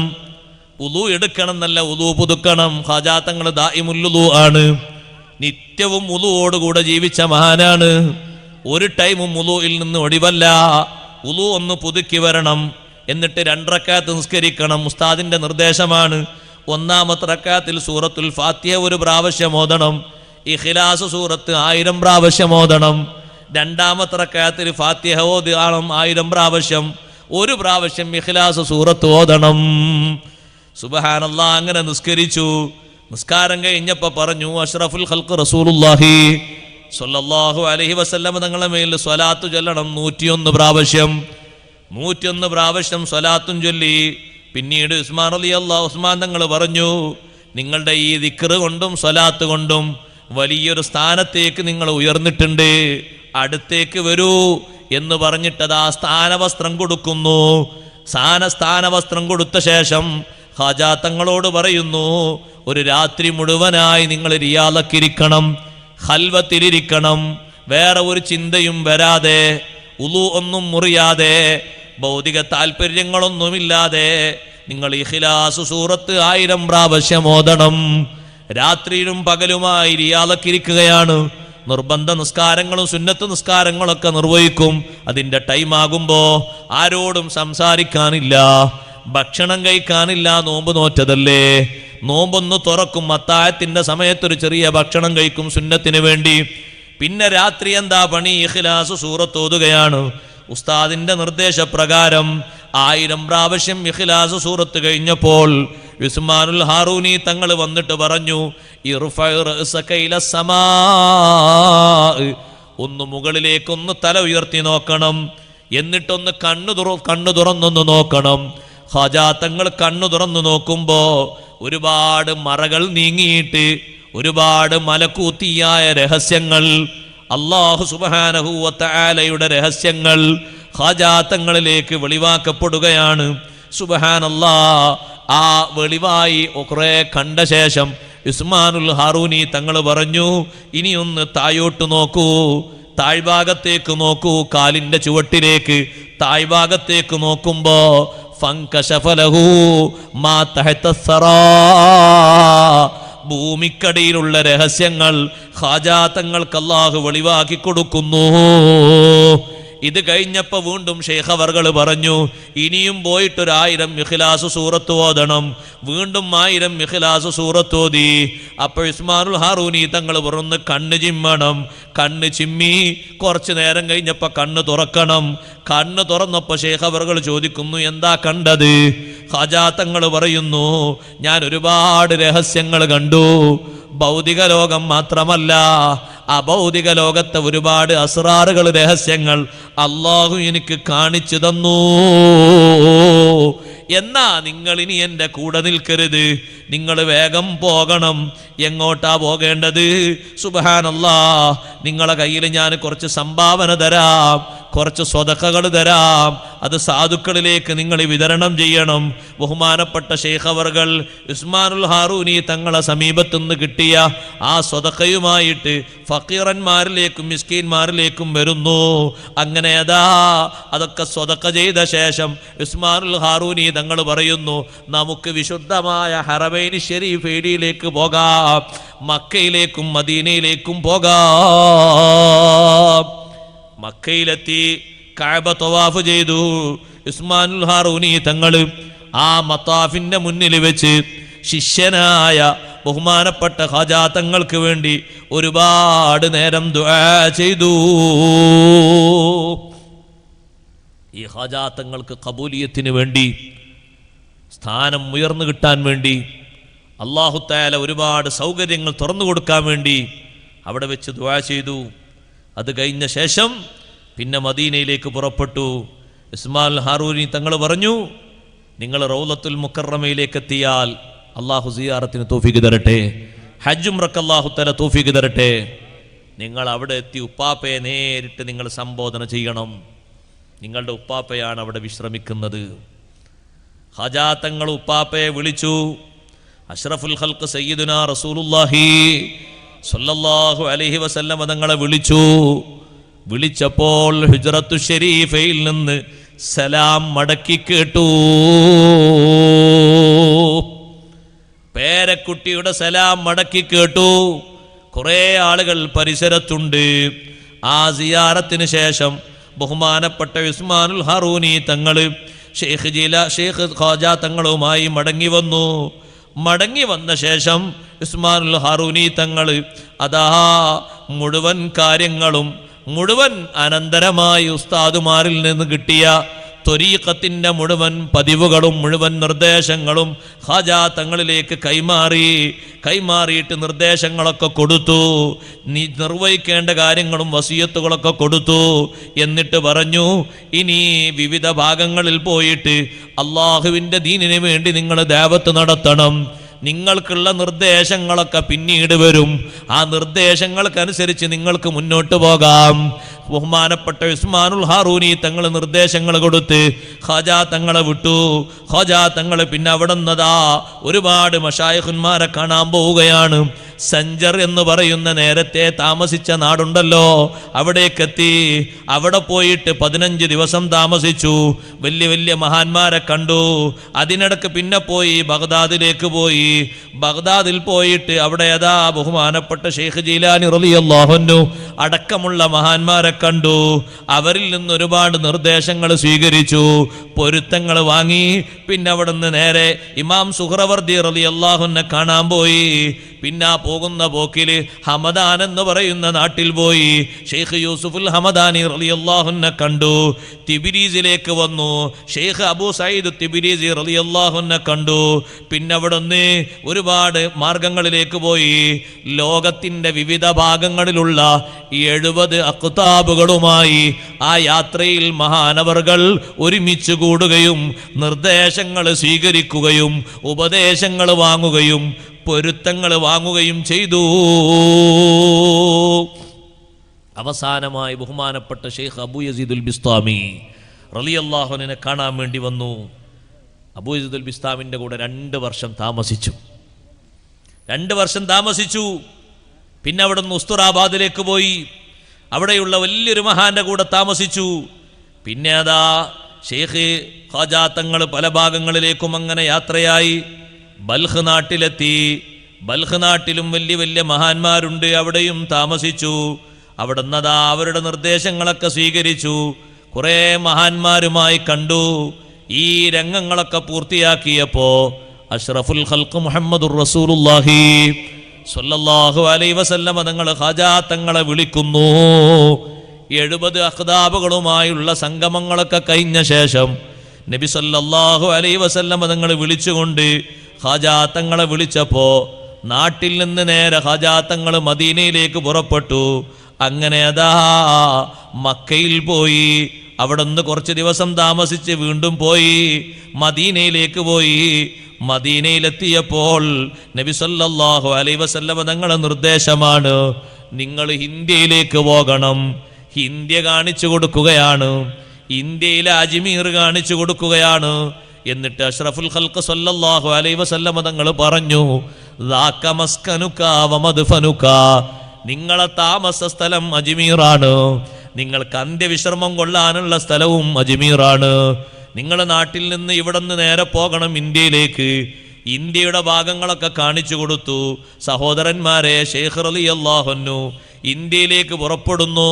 ഡമസ്കസ് വഴി മഹാനവറുകൾ വിവിധ പ്രദേശങ്ങളിലൂടെ, അതെ നമ്മുടെ പഴയകാലത്തെ ലാഹോർ വഴി ഇന്ത്യയിലേക്ക് ഡൽഹിയിലേക്ക് മഹാനവറുകൾ എത്തിച്ചേരുകയാണ്. ലാഹോറിലെത്തിയപ്പോൾ അവിടെ ബഹുമാനപ്പെട്ട ഷെയ്ഖ് ഹജൂരി റളിയല്ലാഹു അൻഹു ഉണ്ട്. അവർ വഫാത്തായ ഉടനെയാണ് ഷെയ്ഖ് അവർകൾ അവിടെ എത്തുന്നത്, ഖാജാ തങ്ങൾ എത്തുന്നത്. അവിടെ കുറച്ച് ദിവസം താമസിച്ചു. പിന്നെ അവിടെ നിന്ന് പുറപ്പെട്ടു. പുറപ്പെടുന്നതിൻ്റെ കുറച്ച് മുമ്പായി അജ്മീർ ഇന്ന് പറയുന്ന ഡൽഹിയൊക്കെ അടക്കം ഭരിച്ചുകൊണ്ടിരിക്കുന്ന അന്നത്തെ ഭരണാധികാരിയായ പൃഥ്വിരാജ് എന്ന് പറയുന്ന ഭരണാധികാരിയോട് ആ ഭരണത്തിൻ്റെ കീഴിലുള്ള രാജാവിൻ്റെ കീഴിലുള്ള കുറേ ജ്യോത്സ്യന്മാർ വന്നിട്ട് പറഞ്ഞു, ഈ നാട്ടിലേക്ക് ഒരു ഫക്കീർ വരുന്നുണ്ട്. ആ ഫക്കീറിൻ്റെ രൂപവും ഭാവവും ഒക്കെ വിശദീകരിച്ചു കൊടുത്തിട്ട് പറഞ്ഞു, ആ ഫക്കീർ വരുമ്പോൾ നിങ്ങൾ നല്ലോണം സൂക്ഷിക്കണം. നിങ്ങളുടെ ഭരണം ഒരു പക്ഷേ അതോടുകൂടെ അസ്തമിക്കും. നിങ്ങളുടെ അധികാരങ്ങളൊക്കെ പോകും. നിങ്ങളുടെ സ്വാധീനം നഷ്ടപ്പെടും. നിങ്ങൾക്ക് ഏറ്റുമുട്ടിയിട്ട് ജയിക്കാൻ പറ്റുമെന്ന് തോന്നുന്നില്ല. പുറത്തുനിന്ന് വിദേശ നാട്ടിൽ നിന്ന് ഇങ്ങോട്ട് വരികയാണ്. അപ്പോൾ ഭരണാധികാരി നാടിൻ്റെ വിവിധ ഭാഗങ്ങളിൽ രഹസ്യമായി നിരീക്ഷണ സേനയെ വിന്യസിച്ചു, കാര്യങ്ങൾ അന്വേഷിച്ചറിയാനും മറ്റുമൊക്കെ. പക്ഷെ അള്ളാഹുവിൻ്റെ തീരുമാനം നടക്കുമല്ലോ, അതങ്ങനെയല്ലേ? അങ്ങനെയാണ്. എത്രായിരം ആൾക്കാരെ കൊന്നു ഫിർഔന് മൂസാ നബി അലൈഹി സ്വലാം ജനിക്കുന്നത് പേടിച്ചുകൊണ്ട്. പക്ഷെ ആ മൂസാ നബി അലൈഹി സ്വലാമിനെ 30 വർഷക്കാലം അള്ളാഹു താല വളർത്തിയത് ഫിറോന്റെ കൊട്ടാരത്തിലല്ലേ? അള്ളാഹുവിൻ്റെ തീരുമാനം അങ്ങനെയല്ലേ? തീരുമാനം എങ്ങനെയാണ്? അതിനെ മറികടക്കാൻ കഴിയില്ലല്ലോ. അങ്ങനെയല്ലേ അള്ളാഹ്? അവിടെയല്ലേ വളർന്നത്, അവിടെയല്ലേ മഹാനവറുകൾ ബഹുമാനപ്പെട്ട കലീമുല്ലാഹി മൂസാ അലൈഹി സ്വലാം വളരെ സന്തോഷപൂർവ്വം താമസിച്ചത് 30 വർഷക്കാലം. അത് ചെറിയൊരു കഥാവൊന്നുമല്ലല്ലോ. ഇബ്രാഹിം നബി അലൈഹി സ്വലാമിനെയും വധിക്കാനുള്ള തീരുമാനം ഉണ്ടായിരുന്നു. ഇബ്രാഹിം നബി അലൈഹി ഇസ്ലാമിനെ വധിക്കാൻ ഇബ്രാഹിം നബി അലൈഹി ഇസ്ലാമിൻ്റെ ജന്മത്തിൻ്റെ മുമ്പ് ഇബ്രാഹിം നബി അലൈഹി ഇസ്ലാമിൻ്റെ ജന്നത്തെപ്പറ്റി അന്നത്തെ കാലത്തുള്ള ഭരണാധികാരികളോട് സൂചന കൊടുത്തിരുന്നു. കുറേ ആളുകൾ അതിന് ശ്രമം നടത്തിയിരുന്നു. ഇബ്രാഹിം നബി അലൈഹി സ്വലാത്തു വസ്സലാമിനെ ഉമ്മ പ്രസവിച്ച ശേഷം മലഞ്ചെരുവിൽ ഇബ്രാഹിം നബി അലൈഹി സ്വലാമിനെ സുരക്ഷിതമായി വളർത്തി. അവിടേക്ക് ആരെയും നോട്ടവും മറ്റും ഒന്നും എത്താതെ ഇബ്രാഹിം നബി അലൈഹി സ്വലാം വളർന്നു, വികസിച്ച് വലുതായി. ആർക്കും ഒന്നും ചെയ്യാൻ പറ്റിയില്ല. പിന്നെയും തടുത്തു നിർത്താഞ്ഞിട്ടല്ലേ നുമ്രൂദ് ഇബ്രാഹിം നബി അലൈഹി സ്വലാമിനെ അഗ്നികുണ്ഡത്തിലേക്ക് എറിഞ്ഞത്. ആ ഒരു പരീക്ഷണത്തിൽ നുമ്രൂദ് തോറ്റു എന്നല്ലാതെ കാര്യമായിട്ട് വിജയമൊന്നും ഉണ്ടായില്ലല്ലോ. ഇബ്രാഹിം നബി അലൈഹി സ്വലാമല്ലേ ജയിച്ചത്. അതുകൊണ്ടല്ല നുമ്രൂദിൻ്റെ മകൾ ഇബ്രാഹിം നബി അലൈഹി സ്വലാം വരുന്നത് കണ്ടപ്പോൾ ഷാഹത്തിലും വലിയത്. നുമ്രൂദിനോട് പറഞ്ഞു, നിങ്ങളെ കൊണ്ടൊന്നും ചെയ്യാൻ പറ്റൂല, ഇത്രയും അഗ്നികുണ്ഡം തയ്യാറാക്കിയിട്ട് ഉടുത്ത തുണി പോലും കരിയാതെ രോമത്തിന് പോലും പോറലേൽക്കാതെ ഇബ്രാഹിം നബി അലൈഹി സ്വലാം അവിടെ നിന്ന് നടന്നു വന്നെങ്കിൽ ഇബ്രാഹിം നബിൻ്റെ റബ്ബ് ഹക്കായ റബ്ബ് തന്നെയാണ്, ഞാനതിൽ വിശ്വസിക്കാണ്, ബങ്ങളൊരു ബാപ്പയുടെ നിങ്ങൾക്ക് ഒന്നിനും കഴിയൂല. നുമ്രൂദിനോട് സ്വന്തം മകള് പറഞ്ഞു, നിങ്ങൾക്കൊന്നിനും കഴിയൂല എന്നില്ല തെളിവാണത്. 50 ദിവസം ആ അഗ്നികുണ്ഡത്തിൽ താമസിച്ച് എന്തെങ്കിലും പറ്റിയോ? നിങ്ങൾക്ക് അടുക്കാൻ പറ്റുന്നുണ്ടോ അങ്ങോട്ട്? എത്ര മലയുടെ അപ്പുറത്ത് നിന്നിട്ടാണ് നിങ്ങൾ തീയിലേക്ക് നോക്കിയത്? ഒന്ന് സംവദിക്കാനും സംസാരിക്കാനും വേണ്ടി ഒന്ന് അടുത്ത് പോയി നിൽക്കാൻ തീരുണ്ടോ? എവിടെ നിങ്ങളാ വലിയ കഴിവും പ്രാപ്തിയൊക്കെ പറഞ്ഞു നടക്കുന്നത്? കഴിവും പ്രാപ്തിയും ഒക്കെ ഉള്ളത് നിങ്ങളെക്കാളും എത്രയോ 10 മടങ്ങ് ഇബ്രാഹിം നബി അലൈഹി സ്വലാമിനും ഇബ്രാഹിം നബി അലൈഹി സ്വലാമിൻ്റെ റബ്ബിനുമാണ്. ഒരു തർക്കമില്ല, അതിൻ്റെ ഏറ്റവും വലിയ തെളിവാണിത്. അങ്ങനല്ലേ അള്ളാഹുവിൻ്റെ തീരുമാനം. എല്ലാ ഭാഗത്തും നിരീക്ഷണ സേനയെ നിർത്തിയെങ്കിലും ഖാജാ തങ്ങൾ ഇങ്ങോട്ട് അഷ്റഫുൽ ഖൽഖ് സയ്യിദുനാ റസൂലുള്ളാഹി സ്വല്ലല്ലാഹു അലൈഹി വസല്ലം നിർദ്ദേശപ്രകാരം ഇത് പറയുമ്പോൾ ചില ആൾക്കാർ പറയും എല്ലാവരും ചരിത്രം വേഗം നബിതങ്ങളിലേക്ക് അങ്ങോട്ട് ഏച്ചു കെട്ടലാണെന്നല്ല. നബി സല്ലല്ലാഹു അലൈഹി വസല്ലം തങ്ങൾക്ക് അങ്ങനെ ഒരു നിർദ്ദേശത്തിൻ്റെയും നിയന്ത്രണത്തിൻ്റെയും പണിയുണ്ട്. അതാദ്യം മനസ്സിലാക്കണം. ഇത് നമ്മൾ പറയുമ്പോൾ ആൾക്കാർ അടിക്കുറിപ്പ് ചെയ്ത് ഒക്കെ വേഗം നബിതങ്ങളിലേക്ക് കണ്ട് വരച്ചു കൂട്ടലാണ്. എങ്ങനെ വരച്ചു കൂട്ടാതിരിക്കുക? തങ്ങളെ നിയന്ത്രണം അങ്ങനെയാണ്. എന്താ തങ്ങളെ വഫാത്തിന് ശേഷം തങ്ങൾ ഡ്യൂട്ടി എന്താ? ഇബ്നു ഹജർ തങ്ങൾ വിശദീകരിച്ചു, പ്രധാനമായുള്ള ഡ്യൂട്ടി അന്നളുറു ഫീ അഅ്മാലി ഉമ്മത്തിഹി. 5 വിഷയങ്ങളുണ്ട്. അതിലൊന്ന് ഉമ്മത്തിൻ്റെ പ്രവർത്തനങ്ങൾ വിലയിരുത്തി വീക്ഷിക്കുകയാണ്. ഇബ്നു ഹജർ തങ്ങളോട് ചോദ്യം, എന്താണ് തങ്ങൾക്ക് വഫാത്തിന് ശേഷമുള്ളത്? വഫാത്തിന് ശേഷം തങ്ങൾ ഈ ഉമ്മത്തിൻ്റെ കാര്യങ്ങൾ നോക്കുന്നുണ്ടോ? ഉണ്ട്. ഷഫാത്ത് ചെയ്യുന്നുണ്ടോ? ഷഫാത്ത് ചെയ്യുന്നുണ്ട്. കാര്യങ്ങൾ നിയന്ത്രിക്കുന്നുണ്ട്, സന്ദേശങ്ങൾ കൈമാറുന്നുണ്ട്. ഈ ഉമ്മത്തിൽ നിന്ന് വഫാത്താകുന്ന സ്വാലിഹീങ്ങളെ ജനാസകളിൽ സംബന്ധിക്കുന്നുണ്ട് അഷ്റഫുൽ ഖൽഖ് റസൂലുള്ളാഹി സ്വല്ലല്ലാഹു അലൈഹി വസല്ലം.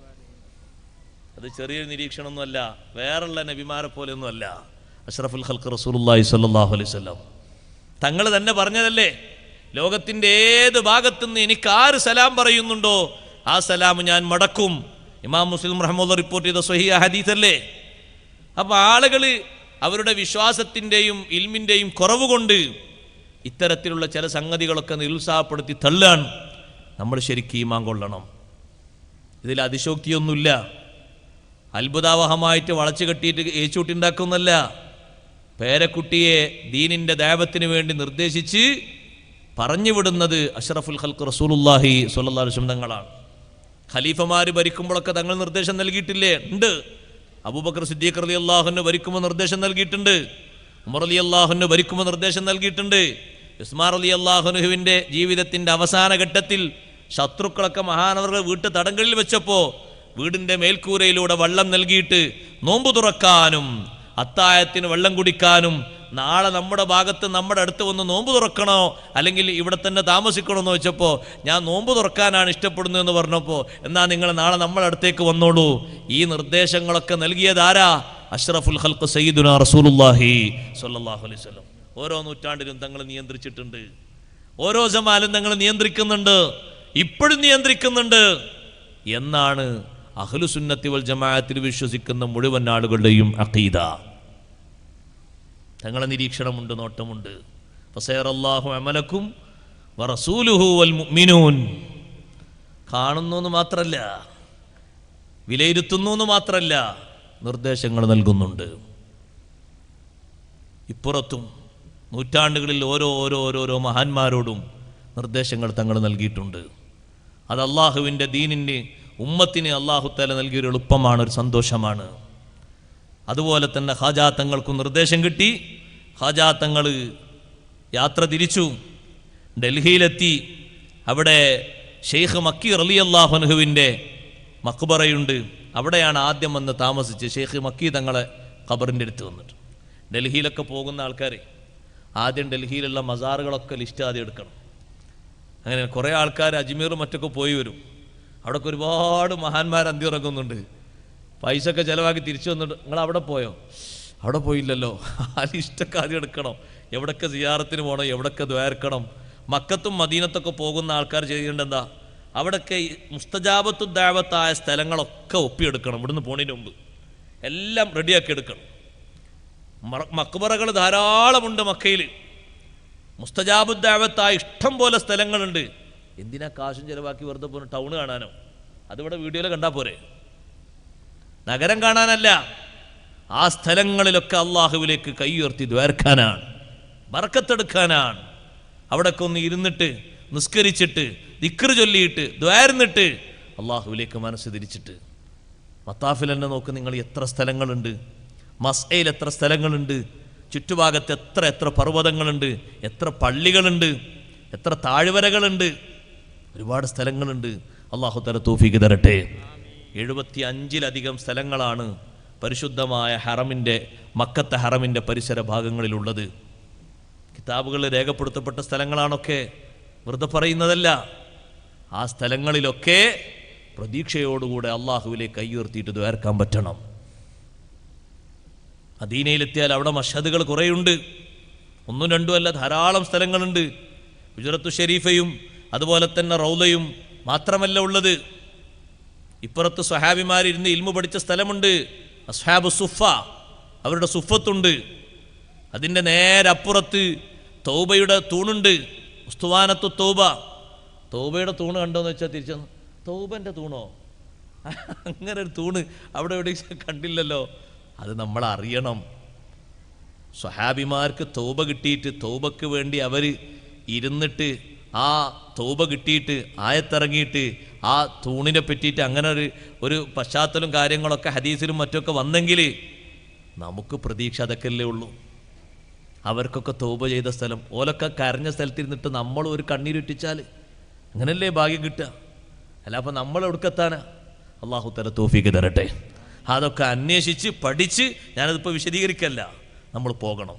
പോകുന്ന ആൾക്കാർ അതിന് മുമ്പ് സെറ്റപ്പാക്കണം. അതിന് ഏതെങ്കിലും ഉസ്താദിനെ സമീപിച്ചോളി.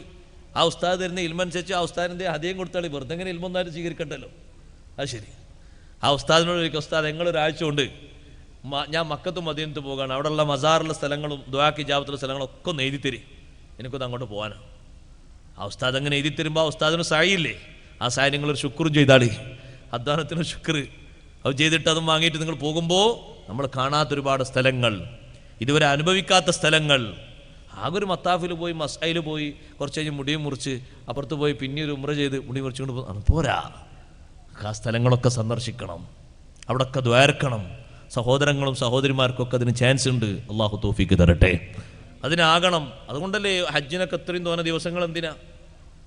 ഷോപ്പിങ്ങിന് വേണ്ടിയുള്ള ദിവസങ്ങളൊന്നുമല്ല. അതിനപ്പോൾ 40 ദിവസം നായിട്ട് വെച്ചത് ഈ സ്ഥലങ്ങളൊക്കെ പോകാനും കാണാനും അനുഭവിക്കാനും മറ്റൊക്കെ ഉണ്ട്. 1-2 സ്ഥലങ്ങളല്ല, ഒരുപാട് സ്ഥലങ്ങളുണ്ട്. ഖാജാ തങ്ങൾ നേരെ വന്നു. ഷെയ്ഖ് മക്കി തങ്ങളെ മസാറിൻ്റെ അടുത്ത് അവിടെ താമസിച്ചു.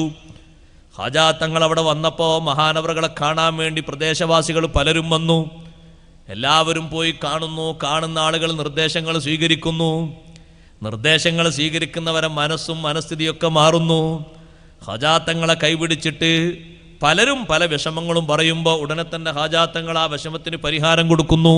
പ്രതിസന്ധികൾ പറയുന്നു. പ്രതിസന്ധികൾ മാറുമ്പോൾ അവർ ചിന്തിക്കുന്നു, പടച്ചവനെ കുറേ കാലമായി നമ്മൾ ഈ പ്രതിസന്ധി മാറിയിട്ടില്ല, ഇപ്പോൾ ഈ പ്രതിസന്ധിക്ക് മാറ്റം ഈ മഹാനെ കൊണ്ടല്ലേ, അതുകൊണ്ട് ആ മഹാന ദീന് യഥാർത്ഥ ദീനാണ്, ഞാനും അത് സ്വീകരിക്കാണ്. അങ്ങനെ ഒരാൾ ചിന്തിച്ചാൽ നമ്മളാൾ കുറ്റം പറഞ്ഞിട്ട് കാര്യമില്ലല്ലോ. അതവരെ മനസ്സിൽ അള്ളാഹ് ഇട്ട് കൊടുക്കുന്ന ഹിദായത്തല്ലേ. അങ്ങനെ ഇഷ്ടംപോലെ ആളുകൾ, പ്രദേശവാസികൾ പലരും ഖാജാ തങ്ങളെ കീഴിൽ അവിടെ വിശുദ്ധ ദീന് സ്വീകരിച്ചു. പിന്നീട് ഖാജാ തങ്ങൾ അവിടെ നിന്ന് നേരെ പോകുന്നു, അജ്മീറിലേക്ക് പോകാൻ തീരുമാനിക്കുന്നു. അവിടേക്ക് പോകുമ്പോൾ അജ്മീറിലെത്തുന്നത് തടയാൻ വേണ്ടി പല ഭാഗത്തും ആളെ നിർത്തിയിട്ടുണ്ടെങ്കിലും ഹാജാത്തങ്ങളും ശിഷ്യന്മാരും ആളുകളും കൂടി ഏറെ അങ്ങോട്ട് പോകുകയാണ്. പോകുന്നതിൻ്റെ മുമ്പ് ശിഷ്യന്മാരിൽ പ്രമുഖനായ ഖുതുബുദ്ദീൻ ബഖ്തിയാർ കാക്കി തങ്ങളെ ഇവിടെയാക്കി, ഡൽഹിയിൽ ചുമതലപ്പെടുത്തി നിങ്ങൾ ഇവിടെ നിൽക്കണം, ആളുകൾക്ക് നിർദ്ദേശം കൊടുക്കണം, നേതൃത്വം കൊടുക്കണം. നിങ്ങൾ എൻ്റെ കൂടെ വന്നാൽ പിന്നെ ഇവിടെ ആളില്ലാതെയായി പോകും.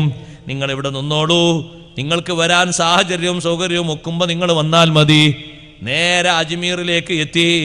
അജ്മീറിലെത്തിയിട്ട് രാത്രി സമയമാണ്. വിശാലമായൊരു മൈതാനം കണ്ടു.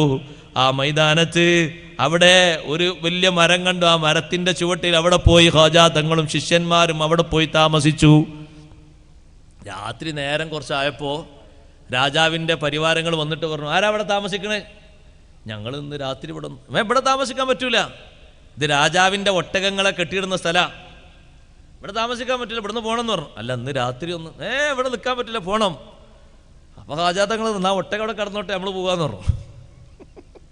ഒട്ടകം ഇവിടെ കടന്നോട്ടെ, നമ്മൾ പോവുക. അങ്ങനെ പോയി. പിന്നെ നേരെ പോയി കുറച്ചുകൂടി മുന്നോട്ട് പോയപ്പോൾ അനാസാഗർ തടാകം കണ്ടു. അതിൻ്റെ തീരത്ത് അവിടെ വിശ്രമിക്കാലോ, അവിടെ വിശ്രമിച്ചു. അനാസാഗർ തടാകത്തിൻ്റെ അവിടെ തീരത്ത് അവിടെ രാത്രി വിശ്രമിച്ചു. അങ്ങനെ രാവിലെ ആയപ്പോൾ സുബഹി നിസ്കാരത്തിന് വേണ്ടി ഖാജാ തങ്ങളും ശിഷ്യന്മാരും ഉളു എടുക്കാൻ ഇറങ്ങി. നിസ്കാരം നിർവഹിച്ചു.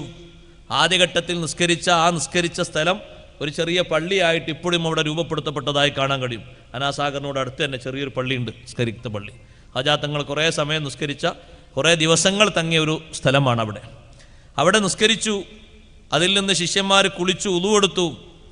അപ്പോഴേക്ക് കുറേ ആൾക്കാർ ദേഷ്യപ്പെട്ട് ഒച്ചപ്പാടുണ്ടാക്കി വന്നു. കാരണം അന്ന് അയിത്തം നിലനിൽക്കുന്ന കാലമാണ്. ഞങ്ങളെ വെള്ളത്തിൽ തൊടാൻ പാടില്ല, നിങ്ങളവിടെ ആരാ ഞങ്ങളെ വെള്ളത്തിൽ തൊടാൻ പറഞ്ഞു, കുളിക്കാൻ വേണ്ടി പറഞ്ഞു. അങ്ങനെ ഭയങ്കര ഒച്ചപ്പാടുണ്ടാക്കി. അപ്പോൾ ഖാജാ തങ്ങൾ പറഞ്ഞു, പേടിക്കൊന്നും വേണ്ട, അങ്ങനെ ഒരു സ്വഭാവം ആൾക്കാരുടെ ഇടയിൽ ഉണ്ടല്ലേ, എല്ലാവർക്കും വെള്ളം ഉപയോഗിക്കാൻ പറ്റൂല, ഒരു കൂട്ടർക്ക് മാത്രമേ വെള്ളം പറ്റുള്ളൂ. അതൊരു സങ്കുചിത മനോഭാവമാണല്ലോ. നമ്മളെ കാഴ്ചപ്പാട് എങ്ങനെ? വെള്ളം എല്ലാവർക്കും ഉപയോഗിക്കാം, അങ്ങനല്ലേ? ഇസ്ലാമിൻ്റെ കാഴ്ചപ്പാട് എങ്ങനെ? വെള്ളം എല്ലാവർക്കും ഉപയോഗിക്കാം, അസ്പൃശ്യതൊന്നുമില്ല. എൻ്റെ അടുത്ത് താമസിക്കുന്ന ആൾ ഏത് മതക്കാരനാണെങ്കിലും എൻ്റെ വീട്ടിലെ വെള്ളം അയാൾക്ക് ഉപയോഗിക്കാം, തടയാൻ പറ്റൂല. എങ്ങനെ തടയുന്നത്? തടയാനൊരു മാർഗമില്ല. തടഞ്ഞാൽ ഞാൻ കുറ്റക്കാരനാ, തടയാൻ പാടില്ല. സലാസത്തുൻ ലാ യഹില്ലു മൻഉഹാ, 3 വിഷയങ്ങൾ ആർക്കും തടയാൻ പാടില്ല എന്ന് മുത്തുനബി സല്ലല്ലാഹു അലൈഹി വസല്ലം. അതിൽ തങ്ങൾ ആദ്യം എണ്ണി പറഞ്ഞു അൽ മാ, വെള്ളം. അതെല്ലാവർക്കും ഉള്ളതാണ്, അത് തടയാൻ പാടില്ല. അതൊരു വിഭാഗത്തിന് മാത്രമോ അല്ലെങ്കിൽ ഒരു മതത്തിൽപ്പെട്ട ആളുകൾക്ക് മാത്രമോ അങ്ങനെ തത്വം ഇസ്ലാമിലില്ല, എല്ലാവർക്കും ഉള്ളതാണ്. ഇവർ തടഞ്ഞപ്പോൾ ഖാജാ തങ്ങൾ പറഞ്ഞു ജാ അൽ ഹഖു വസഹഖൽ ബാത്തിലു ഇന്നൽ ബാത്തില കാന സഹൂഖാ. ഖാജാ തങ്ങൾ ഒരു പാത്രം കൊണ്ട് എടുത്തിട്ട് ഖാദിമിന് കൊടുത്തിട്ട് പറഞ്ഞു, ഇത് കൊണ്ടുപോയിട്ട് ആ അരുവിയിൽ നിന്ന്, തടാകത്തിൽ നിന്ന് നിറച്ചും വെള്ളം മുക്കിയിട്ട് ഇങ്ങോട്ട് പോര്. യാ ബുദ്ദൂഹ് യാ ബുദ്ദൂഹ് എന്ന് നീ അങ്ങ് ചൊല്ലിക്കോ, പേടിക്കൊന്നും വേണ്ട. വെള്ളം ആരാ എടുക്കുന്നത് കാണട്ടെ എന്നൊക്കെ നോക്കി മുദ്രാവാക്യം കുറിച്ച് പലരും വന്നിട്ടുണ്ട് അവിടെ ഒച്ചപ്പാടുണ്ടാക്കിയിട്ട്. ഖാദിം അതും കൊണ്ട് പോയി ദിക്റും ചൊല്ലിയിട്ട് ഒരു പാട്ട വെള്ളം കൊണ്ട് കോരി പോന്നു. സുബ്ഹാനല്ലാഹ്, പാത്രം, ആ പാത്രത്തിലേക്ക് തടാകത്തിലെ വെള്ളം ഒന്നായിട്ട് ഒരുമിച്ച് കൂടിയതുപോലെ വെള്ളം തായോട്ട് ഇങ്ങനെ വറ്റി വറ്റി വറ്റി വറ്റി തായോട്ട് പോവുകയാണ്. എന്തിനാ ഇത്? എന്തിനാ ഇപ്പം ഈ സിദ്ധാന്തം കാണിച്ചു കൊടുക്കുന്നത്? ഞങ്ങൾക്ക് കുടിക്കാൻ പറ്റാത്ത വെള്ളം എന്നാൽ നിങ്ങൾ കുടിക്കണ്ട. നിങ്ങൾക്ക് കുടിക്കാൻ പറ്റുമോ? എന്നാൽ ഞങ്ങൾക്കും കുടിക്കാൻ പറ്റും. ഞങ്ങൾക്ക് കുടിക്കാൻ പറ്റുമോ? നിങ്ങൾക്കും കുടിക്കാൻ പറ്റും. ഞങ്ങൾക്ക് മാത്രം കുടിക്കാൻ പറ്റില്ല എന്നാ ഞങ്ങൾ കുടിക്കണ്ട. ഒരു പാത്രം വെള്ളം കൊണ്ട് കോരി, വെള്ളം വറ്റിയാൽ കുടുങ്ങിയില്ലേ? 10,000-10,000 ആളുകൾ ആശ്രയിച്ച് ജീവിക്കുന്നൊരു തടാകമാണ്. ആളുകളൊക്കെ വല്ലാതെ ബേജാറായി, പലരും കരയാൻ തുടങ്ങി. അവർക്ക് മനസ്സിലായി കളിച്ചത് തീക്കളിയാണ്, ശരിയായില്ലാന്ന്. അവർ വന്നിട്ട് പറഞ്ഞു, ഞങ്ങൾക്ക് അബദ്ധം പറ്റിയതാണ്, നിങ്ങൾ ഉപയോഗിച്ചോളൂ, വെള്ളം ഉപയോഗിച്ചോളൂ, കുഴപ്പമൊന്നുമില്ല. ഖാജാ തങ്ങൾ പറഞ്ഞു, ആ പാട്ടയിലെ വെള്ളം, പാത്രത്തിലെ വെള്ളം അങ്ങോട്ട് കൊണ്ടുപോയി ഒഴുക്കണം. അങ്ങോട്ട് കൊണ്ടുപോയി ഒഴുക്കി. സുബ്ഹാനല്ലാഹ്, ആ വെള്ളം അതേ രൂപത്തിൽ തന്നെ ഇന്നും നമുക്ക് കാണാൻ കഴിയും. അനാസാഗർ തടാകത്തിൽ ഒരു കുറവില്ലാത്ത രൂപത്തിൽ ആളുകളൊക്കെ ഉപയോഗിക്കുന്നൊരു പ്രശ്നവുമില്ല. വറ്റി വരണ്ടു പോയ വെള്ളം അങ്ങനെ മേലോട്ട് ഉയർന്നു വന്നു. നദികൾക്കങ്ങനെ പല മാറ്റങ്ങളും പല രൂപങ്ങളും പല ഭാവങ്ങളും സംഭവിച്ചിട്ടുണ്ട്. മഹാന്മാര് പല കാലത്തും അതിന് മാറ്റം വരുത്തിയിട്ടുണ്ട്.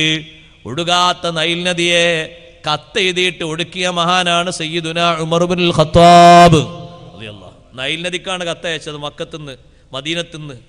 മിൻ ഉമർ ബിൽ ഖത്താബ് ഇലാ നെഹ്റിൻ നീൽ, നൈൽ നദിയിലേക്ക്. ഫ്രം അഡ്രസ് ടു അഡ്രസ് ഒക്കെ വെച്ചൊരു നൈൽ നദിയിലേക്ക് ഒരു കത്ത്. കത്തിൻ്റെ ഉള്ളിൽ അയ്യുഹൻ നീൽ, ഓ നൈൽ നദി, ഇൻ കുന്ത തജിരി ബി അംദിക ഇൻ കുന്ത തജിരി ബി ഖുദ്റത്തിക, നിന്റെ സ്വന്തം കഴിവ് കൊണ്ടാ നീ ചലിക്കുന്നതെങ്കിൽ ഫലാ തജിരി, നീ ചലിക്കണ്ട, നീ ചലിച്ചോളന്നില്ല, നീ ഒഴുകണ്ട. വൈൻ കുന്ത തജിരി ബി അംദില്ലാഹി വ ഖദ്രിഹി, അള്ളാഹുവിൻ്റെ നിർദ്ദേശപ്രകാരവും നിയന്ത്രണപ്രകാരമാണോ ചലിക്കുന്നത്, ഒഴുകുന്നത്, എന്നാ നീ ഒഴുകിക്കോളണം. ഇത് പറയാൻ ഞാൻ ആരാനല്ലേ? വാന ഖലീഫത്തുല്ലാഹി ഫിൽ അർള്, ഭൂമിയിൽ അള്ളാഹിൻ്റെ ഖലീഫയാണ്. എനിക്ക് ഭൂമി മൊത്തമാണ് അള്ളാഹു തആല ഖിലാഫത്ത് ഏൽപ്പിച്ചത്, അതിൽപ്പെട്ടൊരു സാധനമാണ് നീ. മക്ക മാത്രല്ല, വാന ഖലീഫത്തുല്ലാഹി ഫിൽ അർള്, ഞാൻ ഭൂമിയിൽ അള്ളാഹിൻ്റെ ഖലീഫയാണ്. ഭൂമിയിൽപ്പെട്ട ഒരു പ്രതലം തന്നെയല്ലേ നൈലും. അതുകൊണ്ട് ഞാൻ പറയുന്ന അങ്ങോട്ട് കേട്ടോളണം. ജനങ്ങളോട് ഞാൻ പറയുമ്പോൾ ജനങ്ങൾ കേൾക്കുന്നത് പോലെ, ജിന്നുകൾ കേൾക്കുന്നത് പോലെ, ശൈത്താന്മാർ കേൾക്കുന്നത് പോലെ, മനുഷ്യന്മാർ കേൾക്കുന്നത് പോലെ, നീയും അള്ളാഹുവിൻ്റെ ഒരു സൃഷ്ടിയല്ലേ, നീയും കേൾക്കണം, നീ അങ്ങൊടുകണം. അംർ ബിൻ ആസ് തങ്ങൾ ഈ കത്തല്ലേ അങ്ങോട്ട് പോസ്റ്റ് ചെയ്തത്? ഈ നിർദ്ദേശം എഴുതിയ കടലാസല്ലേ നൈൽ നദിയിലേക്ക് ഇട്ടത്? ഇന്നും പോയി നോക്കൂ, നൈലിൻ്റെ ഒടുക്കത്തിന് വല്ല കുഴപ്പമുണ്ടോ? അംർ ബിൻ ആസ് തങ്ങൾ അവിടെ ഭരിക്കുന്ന കാലത്ത്, ഗവർണറായിരിക്കുന്ന കാലത്ത് ഒരിക്കലും അംഗീകരിക്കാൻ കഴിയാത്തൊരു വിഷയമാണ്. വർഷത്തിൽ ഒരു സമയമാകുമ്പോൾ നൈലിൻ്റെ ഒഴുക്ക് നിലക്കുന്നു. തായ് ഭാഗത്ത് ജീവിക്കുന്ന ആളുകൾക്കൊന്നും വെള്ളം കിട്ടാതെ വലിയ പ്രയാസം വരുമ്പോൾ ഒരു മധുര 17കാരിയെ എല്ലാ സ്വർണവും എല്ലാം നൽകിയിട്ട്, നല്ല വസ്ത്രങ്ങളൊക്കെ നൽകിയിട്ട് നൈലിൻ്റെ അടുത്തേക്ക് കൊണ്ടുപോയി നിർത്തുന്നു. ശൈത്താൻ വന്നിട്ട് ആ പെണ്ണിൻ്റെ ശരീരം കവർന്നു പോകുന്നു. പിന്നെ ആ പെണ്ണിനെ കിട്ടൂല, ആ പെണ്ണ് കഴിഞ്ഞു. ഇങ്ങനെ ഒരു സംഭാവന, ഒരു ഹദിയ, ഒരു മനുഷ്യ ബലി നൽകിയിട്ട് അത് പാടില്ല. ഇസ്ലാമിൽ ഒരിക്കലും അതിനെ അംഗീകരിക്കൂല. ഞാൻ ഖലീഫക്കൊന്ന് കത്ത് ചെയ്തിട്ടെ എന്ന് പറഞ്ഞപ്പോൾ ഖലീഫൻ്റെ മറുപടിയാണ്, എൻ്റെ ഈ കത്ത് നൈലിന് പോസ്റ്റ് ചെയ്യണം. നൈൽ അങ്ങോട്ട് ഒഴുകും. നൈലൊഴുകി. ഇവിടെ കണ്ടില്ലേ നിങ്ങൾ, അനാസാഗർ തടാകത്തിൽ വെള്ളം പൊങ്ങി വന്നത്? കുറച്ച് കഴിഞ്ഞപ്പോൾ രാജാവിൻ്റെ, നേരത്തെ ഇവിടെ കടക്കണ്ട, അവിടുന്ന് പോകണമെന്ന് പറഞ്ഞ ആളില്ലേ, അയാൾ ഇവിടെ കടക്കാൻ പാടില്ല എന്ന് പറഞ്ഞപ്പോൾ ഖാജാ തങ്ങൾ പറഞ്ഞില്ലേ ഒട്ടകം അവിടെ കിടക്കട്ടെ. രാവിലെ പോയി നോക്കുമ്പോൾ ഒട്ടകം കിടക്കാണ്, എഴുന്നേൽക്കില്ല. ഒട്ടകങ്ങളൊക്കെ കിടക്കാണ്. കാരണം ഖാജാ തങ്ങൾ അങ്ങനെ പറഞ്ഞു, ഒട്ടകം കിടക്കട്ടെ എന്ന്. ഒട്ടകം കിടക്കാണ്, ഒട്ടകം എഴുന്നേൽക്കണില്ല, ഒട്ടകം ഇരിക്കണില്ല. പടച്ചോനെ, ഞാൻ ഇന്നലെ ഇവിടെ താമസിച്ച ആൾക്കാരോട് താമസിക്കണ്ടെന്ന് പറഞ്ഞല്ലോ, അപ്പോൾ ഒട്ടകം കിടക്കട്ടെ എന്ന് പറഞ്ഞാൽ ആ കിടത്തം കിടന്നതാണ്. അങ്ങോട്ടും അനക്കല്ല, ഇങ്ങോട്ടും അനക്കല്ല. ഉന്തി നോക്കുമ്പോൾ ജീവനുണ്ട്, ജീവനുണ്ട്, മരിച്ചിട്ടൊന്നുമില്ല. പക്ഷെ ഇതൊന്നും എണീറ്റ് കിട്ടണ്ടേ? ഒട്ടകങ്ങളൊക്കെ ആവശ്യത്തിനുള്ളതല്ലേ? നേരെ വന്ന് ഖാജാ തങ്ങളോട് വന്നിട്ട് പറഞ്ഞു, ഞാൻ ഇന്നലെ നിങ്ങളോട് അവിടെ കിടക്കണ്ടെന്ന് പറഞ്ഞു, എന്നോട് മാപ്പാക്കണം. എൻ്റെ ഒട്ടകങ്ങളൊന്നും അനങ്ങുന്നില്ല, ഒരേ കിടത്തം കിടക്കാണ്. കിടക്കട്ടെ എന്ന് പറഞ്ഞേ, കിടക്കട്ടെ എന്ന് തന്നെ. അങ്ങനല്ലേ അല്ലാഹു തആലാന്റെ മഹബൂബിങ്ങളായ ആളുകൾ? അങ്ങനല്ലേ? എന്തെങ്കിലുമൊക്കെ ഒരു കാര്യം അവർ പറഞ്ഞ ആ പറയും പോലെ അല്ലാഹു തആല സാധിപ്പിച്ചു കൊടുക്കുന്നു. അങ്ങനല്ലേ അല്ലാഹു ഖുദ്സിയ ഹദീസിലൂടെ പഠിപ്പിച്ചത്? വലഇൻ സഅലനി ലഉതിയന്നഹു വലഇൻ ഇസ്തആദനി ലഉഈദന്നഹു. എന്താണോ എന്നോട് ചോദിക്കുന്നത് ഞാനതാണ് കൊടുക്കും. ഒട്ടകം കിടക്കട്ടെ കിടന്നു, ഇനി എണീക്കട്ടെ അറിയുമ്പോൾ എണീക്കും. അതുകൊണ്ട് എന്നെ ഒന്ന് ഒഴിവാക്കി തരണം, ഞാൻ ഇന്നലെ പറഞ്ഞത് ശരിയായില്ല എന്നയാൾ വന്ന് മാപ്പ് പറഞ്ഞപ്പോൾ അവരെ മനസ്സിൽ വരുന്ന റഹ്മത്ത് ആലോചിക്കണം. അവർ വാശിയുള്ള ആൾക്കാരല്ല. ഹാജാത്തങ്ങൾക്ക് വേണമെങ്കിൽ ഞങ്ങളവിടെ കിടത്തി ഉറക്കാതെ പറഞ്ഞാച്ചല്ലേ, നിന്റെ ഒട്ടകം കുറച്ചുകൂടി ദിവസമാണ് നിൽക്കട്ടെ. ഇല്ലല്ലല്ല, ഒരു പാവപ്പെട്ട മനുഷ്യൻ്റെ തൊഴിലല്ലേ പോകുന്നത്. ആരും തൊഴിൽ പോകാൻ പാടില്ല, ആരെയും പണി എന്നെ കൊണ്ട് പോകാൻ പാടില്ല. ഈ മനുഷ്യൻ്റെ പണി പോകൂലേ? രാജാവ് ചീത്ത പറയില്ലേ, പിരിച്ചുവിടൂലേ, ജീവിതമാർഗം അടഞ്ഞു പോകൂലേ? നിങ്ങൾ പൊയ്ക്കോളൂ, നിങ്ങളെ ഒട്ടകം എണീച്ചോട്ടെ, എണീക്കാൻ വേണ്ടി പറയൂ, ഒട്ടകം എഴുന്നേറ്റോട്ടെ, കുഴപ്പമൊന്നുമില്ല. ആ ചെറുപ്പക്കാരൻ പോയി, ഒട്ടകം അതാ എഴുന്നേൽക്കുന്നു, ഒരു പ്രശ്നവുമില്ല. പിന്നെ പലരും ഖാജാത്തങ്ങളോട് എതിർക്കാൻ ആളുകൾക്ക് പേടിയായി പോയി. പക്ഷേ ചില ആളുകളുടെ മനസ്സിലൊക്കെ ഖാജാത്തങ്ങളോടും പരിവാരത്തോടും ദേഷ്യമുണ്ട്, വിദ്വേഷമുണ്ട്, പലരുമുണ്ട്. അങ്ങനെ ചിന്തിച്ചു കൊണ്ടിരിക്കുമ്പോൾ ഖാജാത്തങ്ങളെ അടുത്തേക്ക്, ഖാജാത്തങ്ങളെ എതിർക്കാൻ വേണ്ടി നാട്ടിൽ നിന്ന് ഖാജാത്തങ്ങളെയും മറ്റുമൊക്കെ പുറപ്പെടുവിക്കാൻ വേണ്ടി ഒരു സംഘം ആളുകൾ രഹസ്യയോഗം നടത്തി. ഖാജാത്തങ്ങളെയും വന്ന ആളുകളെയും ഇപ്പം കെട്ടുകെട്ടിച്ചിട്ടില്ലെങ്കിൽ ഇനിയും ഒരുപാട് ദൃഷ്ടാന്തങ്ങൾ നമ്മൾ കാണേണ്ടി വരും. ഒരുപാട് മാർഗങ്ങൾ നമ്മൾ എതിർക്കേണ്ടി വരും. നമ്മളും നമ്മളെ ആളുകളൊക്കെ ആ വഴിക്ക് പോകുമോ എന്നൊക്കെ പേടി പലർക്കും. അപ്പം ഇവരെ കൊണ്ടുപോകാൻ വേണ്ടി, ഇവരെ ആട്ടിയോടിക്കാൻ വേണ്ടി കുറച്ചാളുകൾ അങ്ങനെ ഒരുങ്ങി വന്നപ്പോ ഖാജാ തങ്ങൾ അടുത്തേക്ക് അവരെത്താ നേരത്ത് ബഹുമാനപ്പെട്ട ഖാജാ തങ്ങൾ ഒരു പിടി മണ്ണ് വാരി ഒരൊറ്റ ആയത്തുൽ കുർസി അങ്ങ് ഓതി. എന്തൊരു ബഹുമാനമുള്ള ആയത്താണ് ആയത്തുൽ കുർസി. അഷ്റഫുൽ ഖൽഖ് സയ്യിദുനാ റസൂലുള്ളാഹി സ്വല്ലല്ലാഹു അലൈഹി വസല്ലം തങ്ങൾ വീട്ടിൽ നിന്ന് ഇറങ്ങുമ്പോഴും വീട്ടിലേക്ക് കയറുമ്പോഴും ഓതാൻ വേണ്ടി പഠിപ്പിച്ച ആയത്താണ് എന്ത് ആയത്തുൽ കുർസി. വീട്ടിൽ നല്ല ബറക്കത്തുണ്ടാകാൻ ഓതൂലേ? പിന്നെ വെറുതെ പറഞ്ഞാൽ അതൊക്കെ എന്നാ പിന്നെ നിർത്തുക. അല്ലാഹു തആല തൗഫീഖ് തരട്ടെ. വീട്ടിലേക്ക് അങ്ങോട്ട് പ്രവേശിക്കുമ്പോഴും വീട്ടിൽ നിന്ന് നമ്മളിങ്ങോട്ട് ഇറങ്ങുമ്പോഴും ഒരായത്തുൽ കുർസി. 1 മിനിറ്റ് ഒന്നാവില്ലല്ലോ, കുറഞ്ഞ നേരല്ലേ. അള്ളാഹു തൗഫീഖ് തരട്ടെ. അള്ളാഹു നമ്മളതിന് സഹായിക്കുമാറാകട്ടെ. വലിയ പോരിശയാക്കപ്പെട്ട ആയത്തല്ലേ. ഒരായത്തുൽ കുർസി അങ്ങ് ഓതിയിട്ട് മഹാനവറുകൾ ഒരൊറ്റ ഏറം കറിഞ്ഞു, ഒരു പിടി മണ്ണ് വാരിയിട്ട്. സുബ്ഹാനല്ലാഹ്. ഈ മണൽ പോയി കണ്ണിലും കാതിലും മൂക്കിലൊക്കെ ആയ ആൾക്കാരൊക്കെ നിന്നിട്ടിങ്ങനെ പരിഭ്രമിക്കാൻ തുടങ്ങി. അനങ്ങാൻ കഴിയാതെ സ്റ്റക്കായിപ്പോയി. ഒന്നും ചെയ്യാൻ കഴിയുന്നില്ല, ഒന്നും പറയാൻ കഴിയുന്നില്ല. അവരെന്തിനാ വന്നത്? ഖാജാ തങ്ങളെയും ശിഷ്യന്മാരെയും ഇവിടെ നിന്ന് ആട്ടിയോടിക്കാൻ വേണ്ടി വന്നതാണ്. അവർ ബേജാറായി, പരിഭ്രമിച്ചു. അവരെ വിഷമം കണ്ടപ്പോൾ ഖാജാ തങ്ങൾ പറഞ്ഞു, നിങ്ങൾ വന്ന വഴിക്ക് തിരിച്ചു പോയിക്കോളൂ, ഇങ്ങോട്ട് വരണ്ട. അവർ തിരിച്ചുപോയി.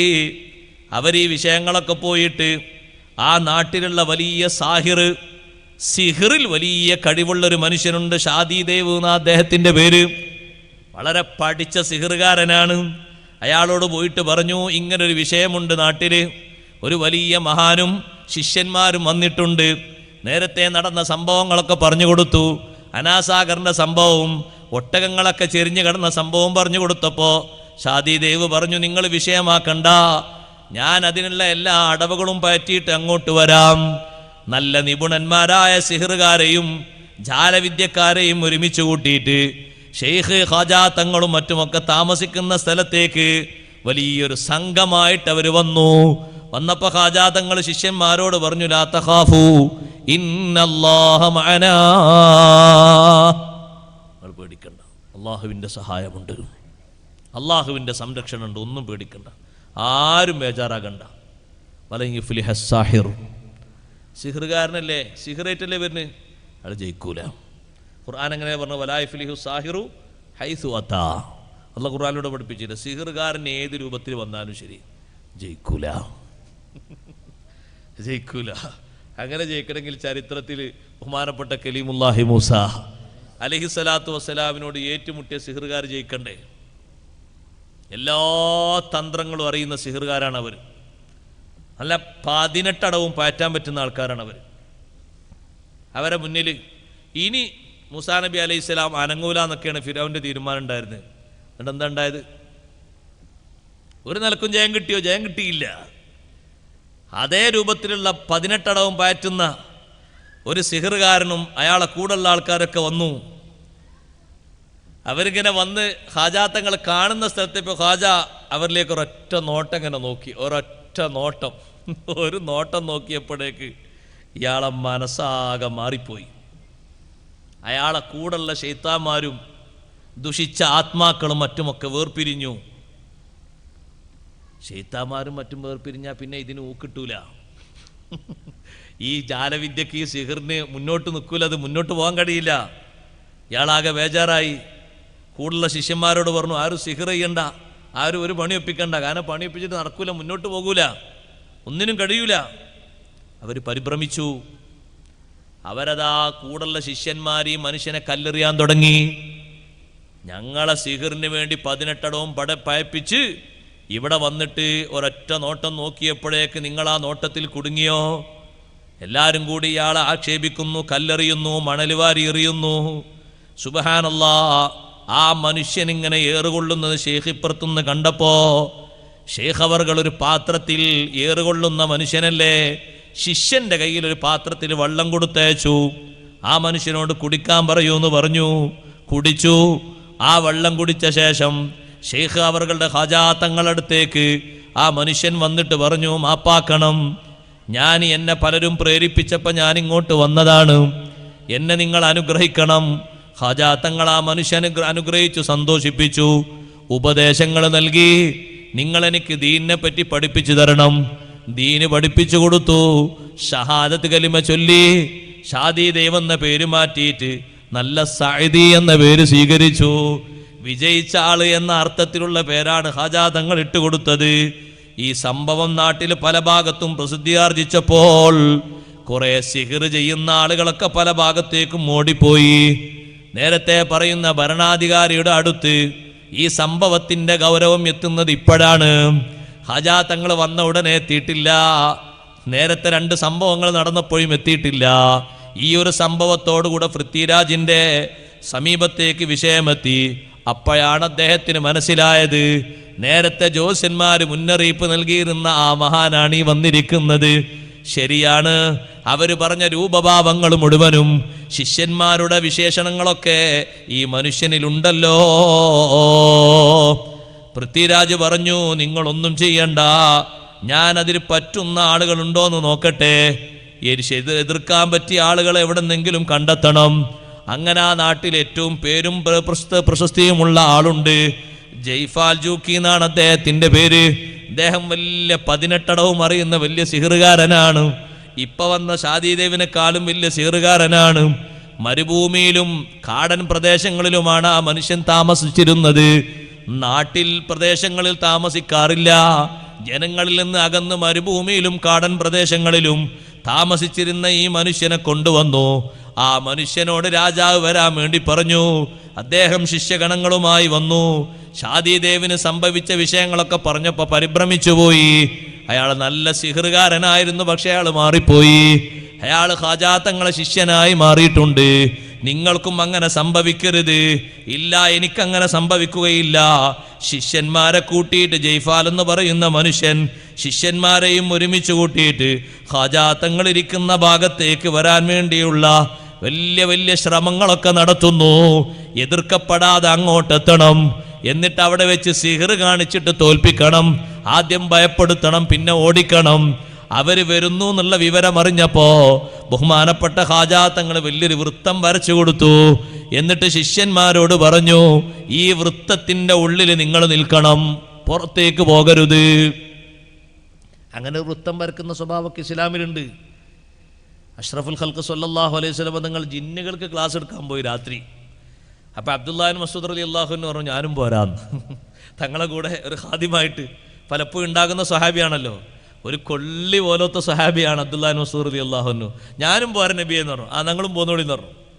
അങ്ങനെ കാട്ടിൻ്റെ ഉള്ളിലേക്കാണ് പോകുന്നത്. നബി സല്ലല്ലാഹു അലൈഹി വസല്ലം ഒരു വൃത്തം വരച്ചിട്ട് പറഞ്ഞു, നിങ്ങൾ ഇവിടെ നിന്നാൽ മതി, ഈ വൃത്തത്തിൻ്റെ ഉള്ളിൽ മാറിപ്പോകരുതേ, ഇവിടെ നിൽക്കണം, ഇവിടെ നിന്നാൽ മതി എന്ന് പറഞ്ഞു. അങ്ങനെ തങ്ങൾ ഉള്ളിലേക്ക് പോയി. ജിന്നുകൾക്ക് ഖുർആൻ ഓതിക്കൊടുത്തു. അവരാ ഖുർആൻ കേട്ട് ഇസ്ലാം മതം സ്വീകരിച്ചു. അല്ലാഹു തആല സൂറത്തുൽ ജിന്നിലൂടെ ആ വിഷയങ്ങളൊക്കെ പറഞ്ഞല്ലോ. ഇന്നാ സമീനാ ഖുർആനൻ അജബാ. ഖുർആൻ കേട്ട് അവർ സ്വീകരിച്ചു. തിരിച്ച് നബി സല്ലല്ലാഹു അലൈഹി വസല്ലം നിങ്ങൾ കാട്ടിൻ്റെ ഉള്ളിൽ നിന്ന് പോരുന്നതിന് മുമ്പ് ജിന്നുകൾ വ്യത്യസ്ത കോലത്തിൽ ഇങ്ങനെ പോരുന്നുണ്ട്. ഒന്ന് സിംഹമായിട്ടും, ഒന്ന് ആനയായിട്ടും, ഒന്ന് പാമ്പായിട്ടും ഇങ്ങനെ പോരുന്നുണ്ട്. ഇബ്നു മസ്ഊദ് റളിയല്ലാഹു അൻഹു ഇങ്ങനെ പേടിച്ച് വിറച്ചതിൻ്റെ ഉള്ളിൽ നിൽക്കല്ലേ. നബി സല്ലല്ലാഹു അലൈഹി വസല്ലം വരുമ്പോൾ ഇബ്നു മസ്ഊദ് റളിയല്ലാഹു അൻഹു ഇങ്ങനെ തട്ടിയിട്ട് ചോദിച്ചു, എന്താ? നബി ആകെ പേടിച്ചു പോയി. അവരെന്തെങ്കിലും ചെയ്തോ? ഇല്ല, അവരെ കണ്ടിട്ട് തന്നെ ഞാൻ പേടിച്ചോ. ഇതൊക്കെ ജിന്നുകൾ എന്തെല്ലാം കോലത്തിലാണ് നബിയെ പോണത്. ആദ്യം ഒന്ന് പോകുന്നത് സിംഹമായിട്ട്, പിന്നെ ഒന്ന് നരിയായിട്ട്, പിന്നെ കാട്ടുപോത്തായിട്ട്, എന്തൊക്കെയാണ് രൂപ, ഏതെല്ലാം രൂപ പോകുന്നത്. അവരെന്തെങ്കിലും ചെയ്തോ നിങ്ങളെ? ഇല്ലല്ല, ഞാൻ ഈ വൃത്തത്തിൻ്റെ ഉള്ളിലാ. നിങ്ങൾ ഈ വൃത്തത്തിൻ്റെ പുറത്താണെങ്കിൽ അവർ അങ്ങോട്ടും ഇങ്ങോട്ടൊക്കെ മാന്തിയിട്ടുണ്ടാവും. അവർ തൊടാതിരിക്കാനാണ് വൃത്തം വരച്ചിട്ട് ഉള്ളിൽ നിൽക്കാൻ പറഞ്ഞത്. അതൊരു കാവലാണ്. ആ മാതൃക സ്വീകരിച്ചുകൊണ്ട് ഖാജാ തങ്ങൾ ശിഷ്യന്മാർക്കൊരു വൃത്തം വരച്ചിട്ട് പറഞ്ഞതിൻ്റെ ഉള്ളിൽ നിൽക്കണം. ആരും അനങ്ങിപ്പോകാൻ പാടില്ല, അങ്ങോട്ടും ഇങ്ങോട്ടും അനങ്ങരുത്, ഒന്നും പേടിക്കും വേണ്ട. മറ്റേ ആൾ വന്നു, ജയ്ഫാൽ വന്നു. സുബ്ഹാനല്ലാഹ്, ജയ്ഫാൽ വന്നിട്ട് അയാളെ സിഹറിനുള്ള വലിയ വലിയ പാമ്പുകളെയും തേളുകളെയും വലിയ വലിയ അഗ്നികളൊക്കെ അങ്ങനെ ഓരോന്നിങ്ങനെ തൊടുത്ത് വിടുകയാണ്. എങ്ങോട്ടാണ് വിടുന്നത്? ഈ വൃത്തത്തിൻ്റെ ഉള്ളിൽ നിൽക്കുന്ന ആളുകളുടേക്ക്. പക്ഷെ വൃത്തത്തിൻ്റെ അടുത്തെത്തുമ്പോൾ, ആ വരച്ച് വെച്ച വരയുടെ അടുത്തെത്തുമ്പോൾ പാമ്പ് ഡൗൺ ആകുന്നു. തേളും മറുകയാ, തീ കെട്ടുപോകുന്നു, ഒന്നും ഫലിക്കണില്ല. അപ്പൊ ജയ്ഫാൽ ഇങ്ങനെ നോക്കി, എന്താ പഠിച്ചോനേത്? അപ്പുറത്ത് നിന്നൊരു തീ ഇങ്ങനെ അങ്ങോട്ട് അയക്കാണ്. അപ്പൊ ആ തീ ഇങ്ങനെ കാണുമ്പോൾ ഇതിന്റെ ഉള്ളിൽ നിൽക്കുന്ന ആളുകൾ പഠിച്ചോനെ തീയാണാ വരുന്നത്. പക്ഷെ അവർക്ക് ഹാജാത്തങ്ങൾ നൽകിയ ധൈര്യമുണ്ട്. ആ ധൈര്യത്തിന്റെ ഉള്ളിലാണ് അവരുള്ളത്. ഹാജാത്തങ്ങൾ മറ്റൊരു ഭാഗത്തുണ്ട്. തീ വരുന്നു, ബൗണ്ടറിയിലെത്തുമ്പോൾ തീ കെട്ടുപോകുന്നു. വലിയ വലിയ പാമ്പ് വരുന്നു, വലിയ കട്ടിയും കനമുള്ള പാമ്പുകൾ അടുത്തെത്തുന്നു, മരിച്ചു പോകുന്നു. തേളുകൾ പടഞ്ഞു പോകുന്നു. ഒന്നും നടക്കുന്നില്ല.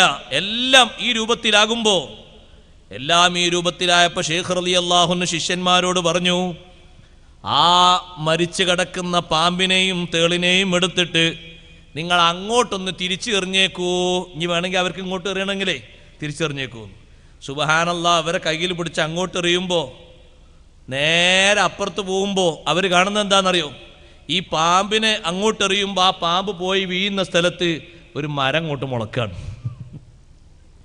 ഇവിടുന്ന് ഈ ചത്ത തേളിനെ പിടിച്ചെറിയുന്ന സ്ഥലത്ത് ഒരു തേള് വീഴുന്നിടത്തൊരു മരം മുളക്കാണ്. അവിടെയുള്ള ആൾക്കാർ അതിലും പേടിയായി പോകണം. എന്താ പഠിച്ചോനെ സംഭവം? തിരിച്ചിങ്ങോട്ട് എറിഞ്ഞ സ്ഥലത്ത് നല്ല പുഷ്കലമായ പഴങ്ങളുള്ള മരങ്ങളല്ലേ മുളക്കുന്നത്, അതും സ്പോട്ടിലല്ലേ മുളക്കുന്നത്. ഹാജാത്തങ്ങളുടെ മുന്നിൽ എത്തി ഒരു നല്ല വിഷമുള്ള ഒരു തേള്. ആ തേളിനെ ഹാജാത്തങ്ങൾ എടുത്തിട്ട് ഹാജാത്തങ്ങൾ അതിനെ എടുത്ത് തിരിച്ചതാ അങ്ങോട്ട് എറിഞ്ഞു കൊടുത്തു. അവിടെ അതാ നല്ലൊരു മരം മുളച്ചു.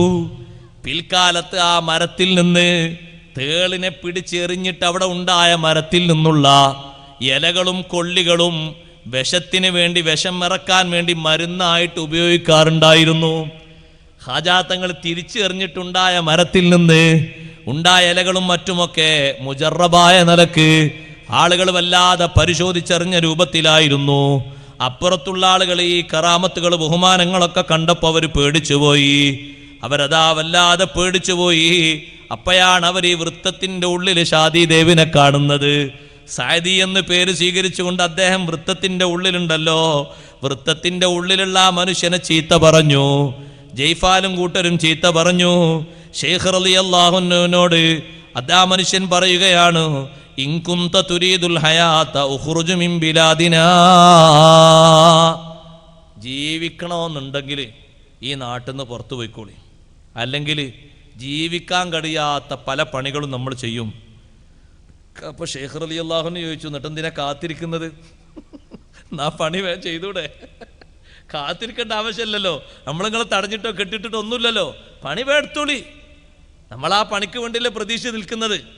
നിങ്ങളെ നമ്മളെ തോപ്പിക്കാനല്ലേ വന്നത്, പണിയെടുത്തോളൂ എന്ന് പറഞ്ഞു.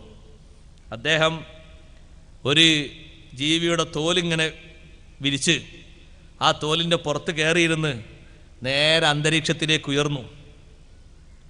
അന്തരീക്ഷത്തിൽ ഇങ്ങനെ ഉയർന്നിട്ട് വലിയ ഗുസ്തിയും കാര്യങ്ങളൊക്കെ കാണിക്കാൻ വേണ്ടിയിട്ട് അവിടെ ഉയർന്നപ്പോഴേക്ക് മേലോട്ടിങ്ങനെ ഉയർന്നപ്പോഴേക്ക് മുകളിലെത്തിയിട്ട് ആളുകളിലേക്ക് ആ വിദ്യ ഇങ്ങനെ കാണിക്കാൻ വേണ്ടി തുടങ്ങുമ്പോഴേക്ക് ഷെയ്ഖ് ഖാജാ തങ്ങൾ പറഞ്ഞു, തൻ്റെ ചെരുപ്പിനോട് പറഞ്ഞു വേണ്ട പണി കൊടുക്കാൻ. ചെരുപ്പ് സ്പോട്ടിൽ അത് അങ്ങനെ ഉയർന്നു പോണ്. ഒരൊറ്റ അടി കൊടുത്തു, മറ്റേ അളവിനെ കാണാനല്ല. ചെരുപ്പ് നേരെ പൊങ്ങിപ്പോയി. ഒരൊറ്റ അടി കൊടുത്തപ്പോൾ മറ്റേ ആളെ കാണാനല്ല, മറ്റേ ആൾ വേറെ ഭാഗത്ത് പോയി വീണു. ആളുകളൊക്കെ രാജാവും കൂട്ടരും ആകെ പേടിച്ചു പോയി. സുബ്ഹാനല്ലാഹ്, എന്താണ് പോയി പണി? എന്താ ചെയ്ത്? അയാൾ ഏറ്റവും വലിയ വിദ്യയാണ് അയാൾ കാണിച്ചത്, പഠിച്ച അടവിൽ നിന്ന്. പക്ഷെ ആ അടവിന് തുരുത്തായി ഷെയ്ഖ് അവർകൾ നൽകിയത് കാലിൽ ധരിക്കുന്ന ചെരുപ്പാണ്. ഒരു ശിഷ്യനെയും അയച്ചിട്ടില്ല. ഷെയ്ഖ് അവർകൾ പൊങ്ങി മേലോട്ട് പോയിട്ടില്ല. ആ അഭ്യാസം അതോടുകൂടി അവസാനിച്ചു. ഷെയ്ഖ് അവർകൾ ആ പാവപ്പെട്ട മനുഷ്യനൊരു ഭാഗത്തേക്ക് വീണപ്പോ അയാൾക്ക് വേദനിച്ചിട്ടുണ്ടാകും, പരിക്കേറ്റിട്ടുണ്ടാകും. ഖാജാ തങ്ങളതാ ഒരു പാത്രം വെള്ളം കൊടുത്തേക്കുന്നു. വെള്ളം അദ്ദേഹം കുടിക്കുന്നു. കുടിച്ച ശേഷം ആ മനുഷ്യൻ ഷെയ്ഖ് അവറുകളുടെ ഹളറത്തിലേക്ക് വന്നിട്ട് പറയുന്നു, ഞാൻ എൻ്റെ എല്ലാ അടവും മാറ്റിപ്പോയി. ഞാൻ പഠിച്ച അടവിൽ ഏറ്റവും വലിയ അടവാണ് ഞാൻ പ്രയോഗിച്ചത്. അത് നിങ്ങളെ ചെരുപ്പ് വന്നിട്ട് എന്നെ തട്ടിയോതോടുകൂടെ എൻ്റെ കാര്യം പോയി. എനിക്ക് കാര്യം മനസ്സിലായി.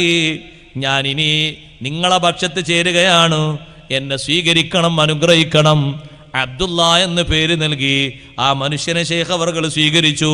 ചോദിച്ചു, നിനക്കെന്താ വേണ്ടത്? ആവശ്യമുള്ളത് ചോദിച്ചോളൂ, ആവശ്യമുള്ളത് അള്ളാഹുവിൽ നിന്ന് വാങ്ങിത്തരാം. ആ മനുഷ്യൻ പറഞ്ഞു, എനിക്ക് ഉയർന്ന സ്ഥാനം വേണം. ഇതുവരെ ഞാൻ പ്രവർത്തിച്ച എല്ലാ പ്രവർത്തനങ്ങൾക്കും പകരം ദീനിന് വേണ്ടി ഖിദ്മത്തെടുക്കാൻ നല്ല മാർഗം എനിക്ക് തരണം. ശൈഖ് അവർകൾ പറഞ്ഞു, നിനക്ക് ആ മാർഗം തരാം, നിനക്കെല്ലാ ബഹുമാനങ്ങളും തരാം, ഒന്നും നീ പീഡിക്കേണ്ടതില്ല, നീ നല്ലോണം അള്ളാഹുവിൻ്റെ ദീനിന് വേണ്ടി പ്രവർത്തിക്കണം. ശൈഖ് അവർകൾ ആ മനുഷ്യന് വേണ്ടിയുള്ള ബഹുമാനങ്ങളൊക്കെ കൊടുത്തു. ഖാദിമായി ജീവിക്കാൻ വലിയ വലിയ അവസരങ്ങൾ കൊടുത്തു. സുബ്ഹാനല്ലാഹ്. പിന്നീട് വിശുദ്ധ ദീനിന് വേണ്ടിയുള്ള ഒരുപാട് ഖിദ്മത്തിൽ ഈ മനുഷ്യൻ വളരെ സന്തോഷത്തോടുകൂടെ വലിയ ബഹുമാനങ്ങൾ ശൈഖ് അവർകളിൽ നിന്ന് സ്വീകരിച്ചുകൊണ്ട് വിവിധ നാടുകളിൽ അള്ളാഹുവിൻ്റെ ദീനിന് വേണ്ടി വലിയ വലിയ പ്രവർത്തനങ്ങൾ നടത്തി. ശൈഖ് റളിയല്ലാഹു അൻഹു ഖാജ തങ്ങൾ ആ നാട്ടിൽ ജീവിക്കുന്നതിന് ആരും എതിർക്കേണ്ടതില്ല. അഷ്റഫുൽ ഖൽഖ് റസൂലുള്ളാഹി സ്വല്ലല്ലാഹു അലൈഹി വസല്ലമ തങ്ങൾ എന്നെ ഇങ്ങോട്ട് അയച്ചതാണ്. അതുകൊണ്ട് രാജാവിനോട് പറഞ്ഞു, പൃഥ്വിരാജിനോട് പറഞ്ഞു, ശൈഖ് അവർകൾ ഖാജ തങ്ങൾ അവർകൾ എന്നെ ഇങ്ങോട്ട് അയച്ചത് നബി സല്ലല്ലാഹു അലൈഹി വസല്ലമ തങ്ങളാണ്. ഞാൻ നിങ്ങളെ എതിർക്കാനോ തോൽപ്പിക്കാനോ വന്നതല്ല. നിങ്ങൾക്ക് രാജ്യം ഭരിക്കാം, എല്ലാവർക്കും വേണ്ട അവകാശങ്ങൾ വകവെച്ചു കൊടുത്ത് നിങ്ങൾക്ക് ഭരണം നടത്താം, അതിൽ എതിർപ്പും കാര്യങ്ങളൊന്നുമില്ല. ഞാൻ ഭരണം ഏറ്റെടുക്കാനോ പിടിക്കാനോ നിങ്ങളെ സ്ഥാനത്ത് ഭരിക്കാനോ വന്നതല്ല.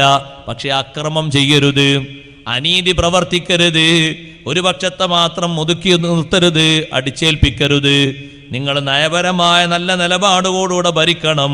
അതെ, രാജാവ് ആ മാർഗം സ്വീകരിക്കാതെ വീണ്ടും ഷെയ്ഖ് ജിലാനി ഷെയ്ഖ് ഖാജ തങ്ങളെ എതിർക്കാൻ വേണ്ടി വീണ്ടും കച്ചകെട്ടി ഇറങ്ങിയപ്പോൾ സംഘങ്ങളെ ഒരുമിച്ച് കൂട്ടി, സൈന്യങ്ങളെ ഒരുമിച്ച് കൂട്ടി, ആ സൈന്യങ്ങളെ കൊണ്ട് ഖാജ തങ്ങളെയും കൂട്ടരെയും തുരത്താൻ വേണ്ടിയുള്ള നിർദ്ദേശങ്ങൾ ഒരുക്കിയപ്പോ പല ഭാഗത്തും ഖാജ തങ്ങൾക്ക് വേണ്ടി ആളുകൾ സംഘടിച്ചു. ആ ഏറ്റുമുട്ടലിൽ പൃഥ്വിരാജും കൂട്ടരും അമ്പേ പരാജയപ്പെട്ടുപോയി. ഖാജ തങ്ങൾക്ക് വലിയ വലിയ സ്വാധീനവും വലിയ അധികാരവും അതിൻ്റെ ശേഷം നിലവിൽ വന്നു. ഇന്ത്യയുടെ വിവിധ ഭാഗങ്ങളിൽ നിന്ന് മഹാനവറുകളുടെ സവിധത്തിലേക്ക് ആളുകൾ കൂലം കുത്തിയൊഴുകി. ആ വരുന്ന ആളുകളുടെ കൂട്ടത്തിൽ മുസ്ലിങ്ങളുണ്ട്, അമുസ്ലിങ്ങളുണ്ട്. എല്ലാവരെയും മഹാനവറുകൾ സ്വീകരിച്ചു, ഇരു കരങ്ങളും നീട്ടി സ്വീകരിച്ചു. അവർക്ക് വേണ്ടിയുള്ള ഒത്താശകൾ, ഉസ്താശകൾ, സഹായങ്ങൾ ചെയ്തു കൊടുത്തു. മാഷാ അല്ലാഹ്, അൽഹംദുലില്ലാഹ്. ബഹുമാനപ്പെട്ട സയ്യിദ് അവർകൾ നമ്മുടെ ഈ വേദിയിൽ സമാപന പ്രാർത്ഥനയ്ക്ക് നേതൃത്വം നൽകുന്നതിന് വേണ്ടി മഹാനവറുകൾ എത്തിച്ചേർന്നു. അല്ലാഹു അക്ബർ, അല്ലാഹു അക്ബർ, അല്ലാഹു അക്ബർ, ലാ ഇലാഹ ഇല്ലല്ലാഹു വല്ലാഹു അക്ബർ, അല്ലാഹു അക്ബർ വലില്ലാഹിൽ ഹംദ്.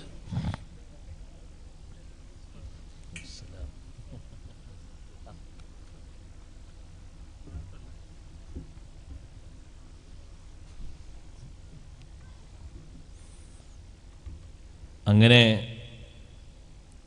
ഈ സംഭവം കഴിഞ്ഞ് ബഹുമാനപ്പെട്ട ഖാജ തങ്ങൾ അവിടെ പ്രവർത്തിക്കുന്നു. നാടിൻ്റെ വിവിധ ഭാഗങ്ങളിൽ നിന്ന് ഖാജ തങ്ങൾ അടുത്തേക്ക് ഒരുപാട് മഹാന്മാരായ പണ്ഡിതന്മാർ, ഒരുപാട് ജനങ്ങൾ ഖാജ തങ്ങളെ കാണുന്നതിന്, നിർദ്ദേശം സ്വീകരിക്കുന്നതിന്, ആവശ്യങ്ങൾ സാധിച്ചു കിട്ടുന്നതിന് മഹാനവറുകളുടെ സവിധത്തിൽ വരുന്നു. വരുന്ന ആളുകൾക്കൊക്കെ ഒരു നിർദ്ദേശത്തിലൂടെ, ഒരു ദിക്റിലൂടെ, ഒരു ദുആയിലൂടെ ഒരുപാട് ആവശ്യങ്ങൾ സാധിച്ചു കൊടുക്കുന്നു. ചെറുതല്ല, വലിയ വലിയ ബഹുമാനങ്ങൾ, വലിയ വലിയ കറാമത്തുകൾ ഇന്നും നിരന്തരം നടന്നുകൊണ്ടിരിക്കുന്നു. ഖാജ തങ്ങൾ വിശുദ്ധ ദീനിന് വേണ്ടി മാത്രം ജ്വലിച്ചു നിന്ന മഹാനല്ല, പാവങ്ങൾക്ക് വേണ്ടി ഗരീബ് നവാസ് എന്നാണല്ലോ മഹാനവറുകൾ അറിയപ്പെടുന്ന പേര്. മഹാനവറുകളുടെ മുന്നിൽ വരുന്ന ആള് ഏത് മതക്കാരനാണെങ്കിലും പാവപ്പെട്ട എല്ലാ ആളുകൾക്കും ബഹുമാനം നൽകി, ഭക്ഷണം നൽകി, കയ്യിലുള്ള സമ്പത്ത് ചെലവഴിച്ച്, ജനങ്ങളെ സ്നേഹിച്ച് വലിയ കാരുണ്യ പ്രവർത്തനം നടത്തിയ മഹാനാണ് ഖാജ മൊയ്നുദ്ദീൻ ചിശ്തി ഖദ്ദസല്ലാഹു സിർറഹുൽ അസീസ്. അതേ ആ ഒരു ബഹുമാനം ഇന്നും അജ്മീറിൽ നിലനിൽക്കുകയാണ്. ഇന്നും അവിടെ 2 നേരമായിട്ട് പാവങ്ങൾക്ക് ഭക്ഷണം കൊടുക്കുന്നു. എത്രയോ ആയിരക്കണക്കിന് ആളുകൾ ക്യൂ നിന്ന് ആ ഭക്ഷണം ഏറ്റുവാങ്ങുകയാണ്. ഭക്ഷണം സാധുക്കളായ ആളുകൾക്ക് ഭക്ഷണം കൊടുക്കുക എന്നുള്ളത് മഹാന്മാരുടെ അടയാളമായിട്ടാണ് ഖുർആൻ പറയുന്നത്. ഇന്നൽ അബ്റാറ യശ്റബൂന മിൻ കഅസിൻ കാന മിസാജുഹാ കാഫൂറാ ഐനൻ യശ്റബു ബിഹാ ഇബാദുല്ലാഹി യുഫജ്ജിറൂനഹാ തഫ്ജീറാ യൂഫൂന ബിന്നദിരി വയഖാഫൂന യൗമൻ കാന ശർറുഹു മുസ്തതീറാ വയുത്ഇമൂന അത്അമ അലാ ഹുബ്ബിഹി മിസ്കീനം വയതീമം വഅസീറാ. സാധുക്കൾക്ക് ഭക്ഷണം കൊടുക്കുക വലിയ വലിയ ഔലിയാക്കളുടെ ഒരു മാതൃകയാണത്. ബഹുമാനപ്പെട്ട ഗൗസുൽ ആലം ഷെയ്ഖ് അബ്ദുൽ ഖാദിർ ജീലാനി ഖദ്ദസല്ലാഹു സിർറഹുൽ അസീസ് തങ്ങൾ പറഞ്ഞില്ലേ, ദുനിയാവ് മൊത്തം അള്ളാഹു എനിക്ക് തരികയാണെങ്കിൽ ദുനിയാവിലുള്ള മൊത്തം സൃഷ്ടിജാലങ്ങളെ ഞാനൊന്ന് സൽക്കരിക്കുമായിരുന്നു. നേർച്ച വസ്തുക്കളായി കിട്ടുന്ന സ്വർണവും വെള്ളിയും അത് ഉപയോഗിച്ചുകൊണ്ട് ഷെയ്ഖ് ജീലാനി തങ്ങൾ വിശാലമായ ഭക്ഷണമുണ്ടാക്കി 1000-1500 ആളുകൾക്ക് ഭക്ഷണമുണ്ടാക്കി. പാകമായി കഴിഞ്ഞാൽ, വിളമ്പാനായി കഴിഞ്ഞാൽ അങ്ങാടിയിൽ ചെന്ന് ജനങ്ങൾ ഒരുമിച്ച് കൂടുന്ന സ്ഥലങ്ങളിൽ ചെന്ന് അനൗൺസ്മെന്റ് നടത്തുന്നു. ഭക്ഷണം ആവശ്യമുള്ള ആളുകൾ ഷെയ്ഖ് ജീലാനി തങ്ങളെ സവിധത്തിലെത്തണം. അതാ ആളുകൾ അങ്ങോട്ട് കൂലം കുത്തി ഒഴുകുന്നു. ആണ്ടറുതിയിൽ ഒരു ദിവസമല്ല, 2 ദിവസമല്ല, ആഴ്ചയിൽ 2-3 തവണയായി ഭക്ഷണം വെച്ച് വിളമ്പുന്നു. വലിയ ഇഷ്ടപ്പെട്ട അമലായ ഷെയ്ഖ് ജീലാനി തങ്ങൾ സ്വീകരിച്ച മാർഗമാണത്. ഖാജാ തങ്ങളുടെയും ഇഷ്ടപ്പെട്ട അമലാണത്. ആളുകൾക്ക് സംഭാവനകൾ കൊടുക്കുക, പാവങ്ങൾക്ക് വേണ്ടി പ്രവർത്തിക്കുക, അവർക്ക് വേണ്ടി ഒത്താശകൾ ചെയ്തു കൊടുക്കുക.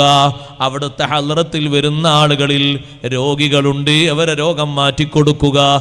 ഇന്നും നിങ്ങൾ നോക്ക്, ആ മസാറിൽ എത്തുന്നു എത്രയോ മാരകമായ രോഗങ്ങൾ ബാധിച്ച ആളുകൾ. സിയാറത്ത് ചെയ്തിട്ടും നേർച്ചയാക്കിയിട്ടും ഭക്ഷണം കഴിച്ചിട്ടും അവിടെയുള്ള ഭക്ഷണത്തിൽ നിന്ന് കഴിച്ച് ദിവസങ്ങളോളം അവിടെ താമസിച്ച് ഖാജാ തങ്ങളെ നിർദ്ദേശം കിട്ടി വലിയ ശിഫാവും വാങ്ങിയിട്ട് തിരിച്ചു പോരുന്നു. ചെറിയ ബഹുമാനമല്ല, വലിയ ബഹുമാനമാണ്. ജനങ്ങൾക്ക് വേണ്ടി ഉപകാരം ചെയ്യുന്ന ആളുകളാവുക.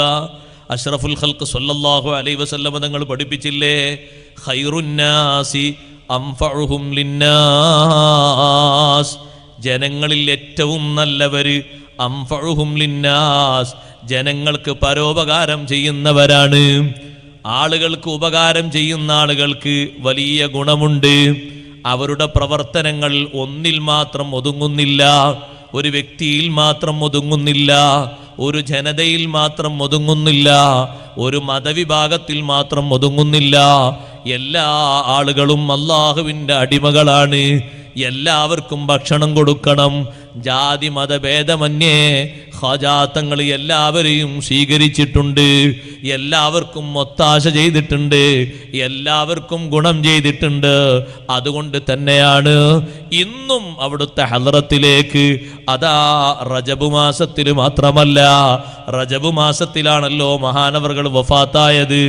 റജബ് മാസത്തിലെ ആദ്യത്തെ തിങ്കളാഴ്ച പുലർന്നപ്പോൾ അഷ്റഫുൽ ഖൽഖ് സ്വല്ലല്ലാഹു അലൈഹി വസല്ലം തങ്ങൾ തിങ്കളാഴ്ചയല്ലേ വഫാത്തായത്.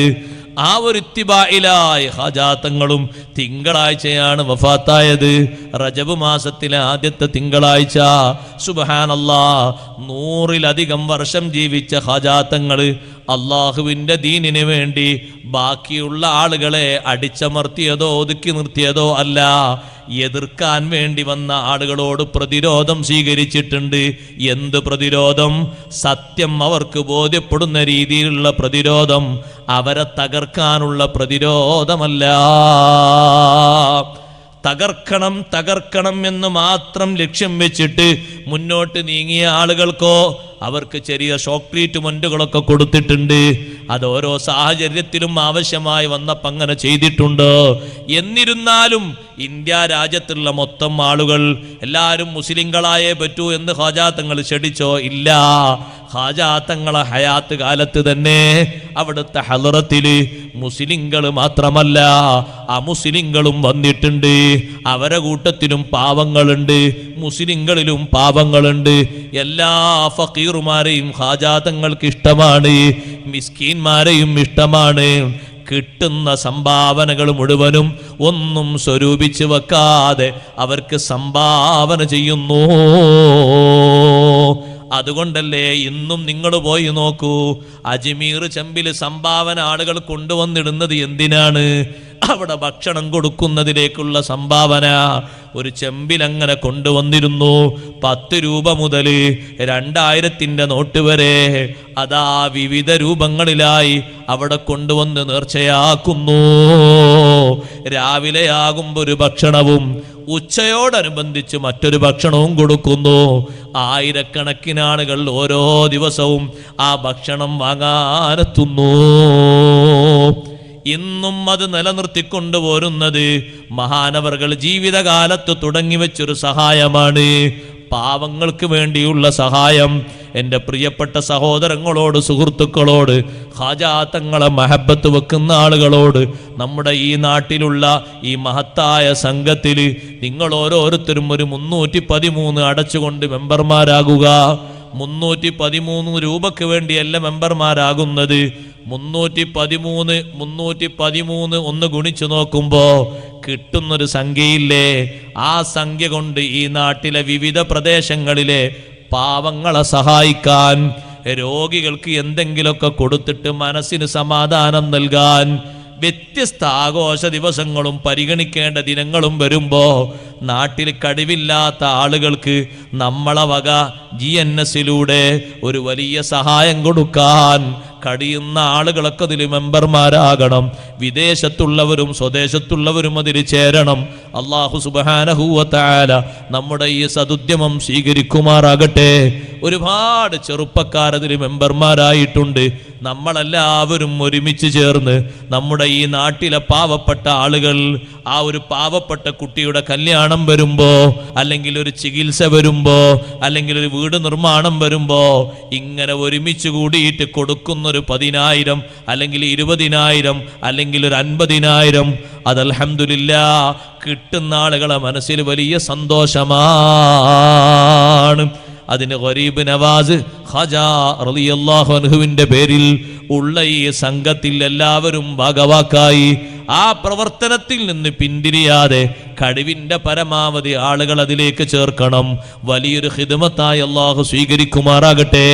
ഉസ്താദുമാരുടെ നേതൃത്വത്തിൽ, ഈ നാട്ടിലെ മുതിർന്ന നേതാക്കളുടെ നേതൃത്വത്തിൽ നടത്തപ്പെടുന്ന ഈ സംഘത്തിൽ കഴിയുന്ന പരമാവധി ആളുകളെ ചേർത്തിക്കൊണ്ട് അത് വൻ വിജയമാക്കണം. ഭാവിയിൽ ഒരുപാട് ബഹുമുഖ പ്രവർത്തനങ്ങൾ നടത്തണം. അള്ളാഹുവിൻ്റെ ദീനിന് വേണ്ടി കാരുണ്യ പ്രവർത്തനങ്ങൾ നടത്തണം. കഷ്ടപ്പെടുന്ന ആളുകളുടെ കണ്ണീര് പങ്കടിയണം. ഏതെങ്കിലും ഒരു പാവപ്പെട്ട മനുഷ്യന് നമ്മളൊരു സഹായം ചെയ്തു കൊടുത്താൽ അതിൻ്റെ പേരിൽ അല്ലാഹു സുബ്ഹാനഹു വ തആല നമ്മളെ കൂടുതൽ പരിഗണിക്കുന്നത് ഈ ഭൂമി ലോകത്തല്ല, ഇവിടെ പരിഗണനയുണ്ട്.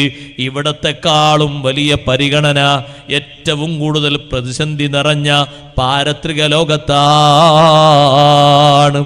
മൻ കശഫ അൻ മുസ്ലിമിൻ കുർബതൻ കശഫല്ലാഹു അൻഹു കുറബ യൗമിൽ ഖിയാമ. ഇവിടെ ഒരു മുസ്ലിമിന്റെ പ്രതിസന്ധി മാറ്റിക്കൊടുത്താൽ ഖിയാമത്ത് നാളിൽ ഒരുപാട് പ്രതിസന്ധികളാണ് അഭിമുഖീകരിക്കുന്നത്. ഒന്നും രണ്ടുമല്ല. ഏറ്റവും ആദ്യത്തെ പ്രതിസന്ധി തണല് കിട്ടാനുള്ളൊരു പ്രതിസന്ധിയാണ്. വലിയ ചൂടല്ലേ പരലോകത്തെ ചൂട്. അർശിന്റെ തണലല്ലേ മുഅ്മിനീങ്ങൾ ഏറ്റവും കൂടുതൽ സന്തോഷത്തോടെ ആഗ്രഹിക്കുന്നത്. ആ പ്രതിസന്ധിയിൽ നിന്ന് മോചനം കിട്ടിയിട്ട് അർശിന്റെ തണല് ലഭിക്കുന്നു. പാവപ്പെട്ടവരെ സഹായിക്കുന്നവർക്ക് അല്ലാഹു അർശിന്റെ തണല് നൽകുമെന്ന് അഷ്റഫുൽ ഖൽഖ് മുഹമ്മദുർ റസൂലുള്ളാഹി സ്വല്ലല്ലാഹു അലൈഹി വസല്ലം തങ്ങൾ പഠിപ്പിച്ചിട്ടുണ്ട്. അർശിന്റെ തണല് കൊള്ളുന്നത് 7 വിഭാഗം മാത്രമല്ല, 70-ലധികം വിഭാഗമുണ്ടെന്ന് ഇമാം ഖസ്തല്ലാനി റഹ്മത്തുള്ളാഹി അലൈഹി രേഖപ്പെടുത്തിയതിൽ പാവങ്ങൾക്ക് ഒത്താശ ചെയ്യുന്ന കാരുണ്യ പ്രവർത്തനങ്ങൾ നടത്തുന്ന ആളുകളും ആ കൂട്ടത്തിൽ ഉൾപ്പെട്ടവരാണ്. വലിയ പ്രതിസന്ധി, അതൊരു പ്രതിസന്ധിയാണ്. പാനപാത്രം കയ്യിൽ കിട്ടുന്നത് വരെ വല്ലാത്തൊരു സങ്കടമാണ്. വരിയിലൊക്കെ നിന്നിട്ട്, സൊഫിലൊക്കെ നിന്നിട്ട് മുസ്തഫായ നബി സല്ലല്ലാഹു അലൈഹി വസല്ലം തങ്ങളുടെ തൃക്കരങ്ങളിൽ നിന്ന് പരിശുദ്ധമായ പാത്രം കിട്ടുമ്പോഴുള്ളൊരു സന്തോഷമില്ലേ? ആ സന്തോഷത്തിന് നമുക്ക് അർഹരാകണ്ടേ? അത് കഴിഞ്ഞിട്ട് സന്തോഷ പുരസ്സരം ഹിസാബിൽ നിന്ന് നേരെ സിറാത്തിലേക്ക് പോയി പാലം കടന്ന് മീസാനൊക്കെ കഴിഞ്ഞ് സ്വർഗലോകത്തെത്തണ്ടയോ? ഇവിടെയുള്ള പ്രതിസന്ധികളൊന്നും പ്രതിസന്ധികളല്ല. ഏറ്റവും വലിയ പ്രതിസന്ധികൾ പാരത്രിക ലോകത്തെ പ്രതിസന്ധികളാണ്. ചിന്തിച്ചാൽ ഒരു നിലക്കും സഹിക്കാൻ കഴിയാത്ത പ്രതിസന്ധികളാണ്. ആ പ്രതിസന്ധികൾക്ക് മോചനത്തിന് വേണ്ടി അള്ളാഹ് കണക്കാക്കിയത് ഇവിടെയുള്ള പാവങ്ങളുടെ കണ്ണീരൊപ്പലാണ്, വിഷമങ്ങൾ പരിഹരിക്കലാണ്, ദുഃഖങ്ങൾ മാറ്റിക്കൊടുക്കലാണ്. റബ്ബ് സുബ്ഹാനഹു വ തആല നമുക്കതിന് തൗഫീഖ് നൽകട്ടെ. നമ്മുടെ ഈ സദുദ്യമം അള്ളാഹു സ്വീകരിക്കുമാറാകട്ടെ. ഞാൻ എൻ്റെ വാക്കുകൾ ഉപസംഹരിക്കുന്നു. ബഹുമാനപ്പെട്ട സയ്യിദ് അവർകൾ സമാപന ദുആഇന് നേതൃത്വം നൽകും. ഒരുപാട് ഈ വേദിയെ സഹായിച്ച, സഹകരിച്ച, കഠിനാധ്വാനം ചെയ്ത, നേതൃത്വം നൽകിയ, വിവിധ രംഗങ്ങളിൽ പ്രവർത്തിച്ച ആളുകളുണ്ട്. എല്ലാവരുടെയും എല്ലാവിധ ഹിദമകളും അള്ളാഹു സ്വീകരിക്കുമാറാകട്ടെ. ഈ നാട്ടിൽ ഉസ്താദുമാർക്ക് നൽകിയ ആദരവുകൾ അള്ളാഹു തആല സ്വീകരിക്കുമാറാകട്ടെ. നല്ല ഐക്യവും സ്നേഹവും കെട്ടുറപ്പും അള്ളാഹു തആല നിലനിർത്തി തരുമാറാകട്ടെ. എല്ലാ ആലിമീങ്ങളെയും ബഹുമാനിക്കുന്ന, എല്ലാ സാദാത്തുക്കളെയും സ്നേഹിക്കുന്ന, ബഹുമാനിക്കുന്ന, ആദരിക്കുന്ന നമ്മുടെ ഈ നാടിൻ്റെ നല്ല ചൈതന്യം അള്ളാഹു തആല നീണാൾ നിലനിർത്തി തരുമാറാകട്ടെ. നമ്മുടെ മക്കളിലും പേരമക്കളിലും കുടുംബങ്ങളിലും സ്വലാഹിയത്തും ഖൈറും അള്ളാഹു ദായിമാക്കി തരുമാറാകട്ടെ. ഈ പരിപാടിക്ക് വേണ്ടി സഹായിച്ച സ്വദേശത്തും വിദേശത്തും ഒക്കെയുള്ള പല ആളുകളുമുണ്ട്. എല്ലാവരുടെയും പ്രശ്നങ്ങൾ അള്ളാഹു തആല പരിഹരിച്ചു കൊടുക്കുമാറാകട്ടെ. രോഗങ്ങൾ അള്ളാഹു തആല മാറ്റിക്കൊടുക്കുമാറാകട്ടെ. എല്ലാ ഹലാലായ മുറാദുകളും അള്ളാഹു ഹാസിലാക്കി തരുമാറാകട്ടെ. അള്ളാഹുവിൻ്റെ ദീനിന് വേണ്ടി ഒരുപാട് ഖൈറായ പ്രവർത്തനങ്ങൾ ചെയ്യാൻ നമുക്കെല്ലാവർക്കും, നമ്മുടെ ഉസ്താദുമാർ, സാദാത്തുക്കൾ എല്ലാവർക്കും അള്ളാഹു ആഫിയത്തുള്ള ദീർഘായുസ്സ് നൽകി അനുഗ്രഹിക്കുമാറാകട്ടെ. വസല്ലല്ലാഹു അലാ ഖൈരി ഖൽഖിഹി സയ്യിദിനാ മുഹമ്മദിൻ വ ആലിഹി വസഹ്ബിഹി അജ്മഈൻ വൽഹംദുലില്ലാഹി റബ്ബിൽ ആലമീൻ.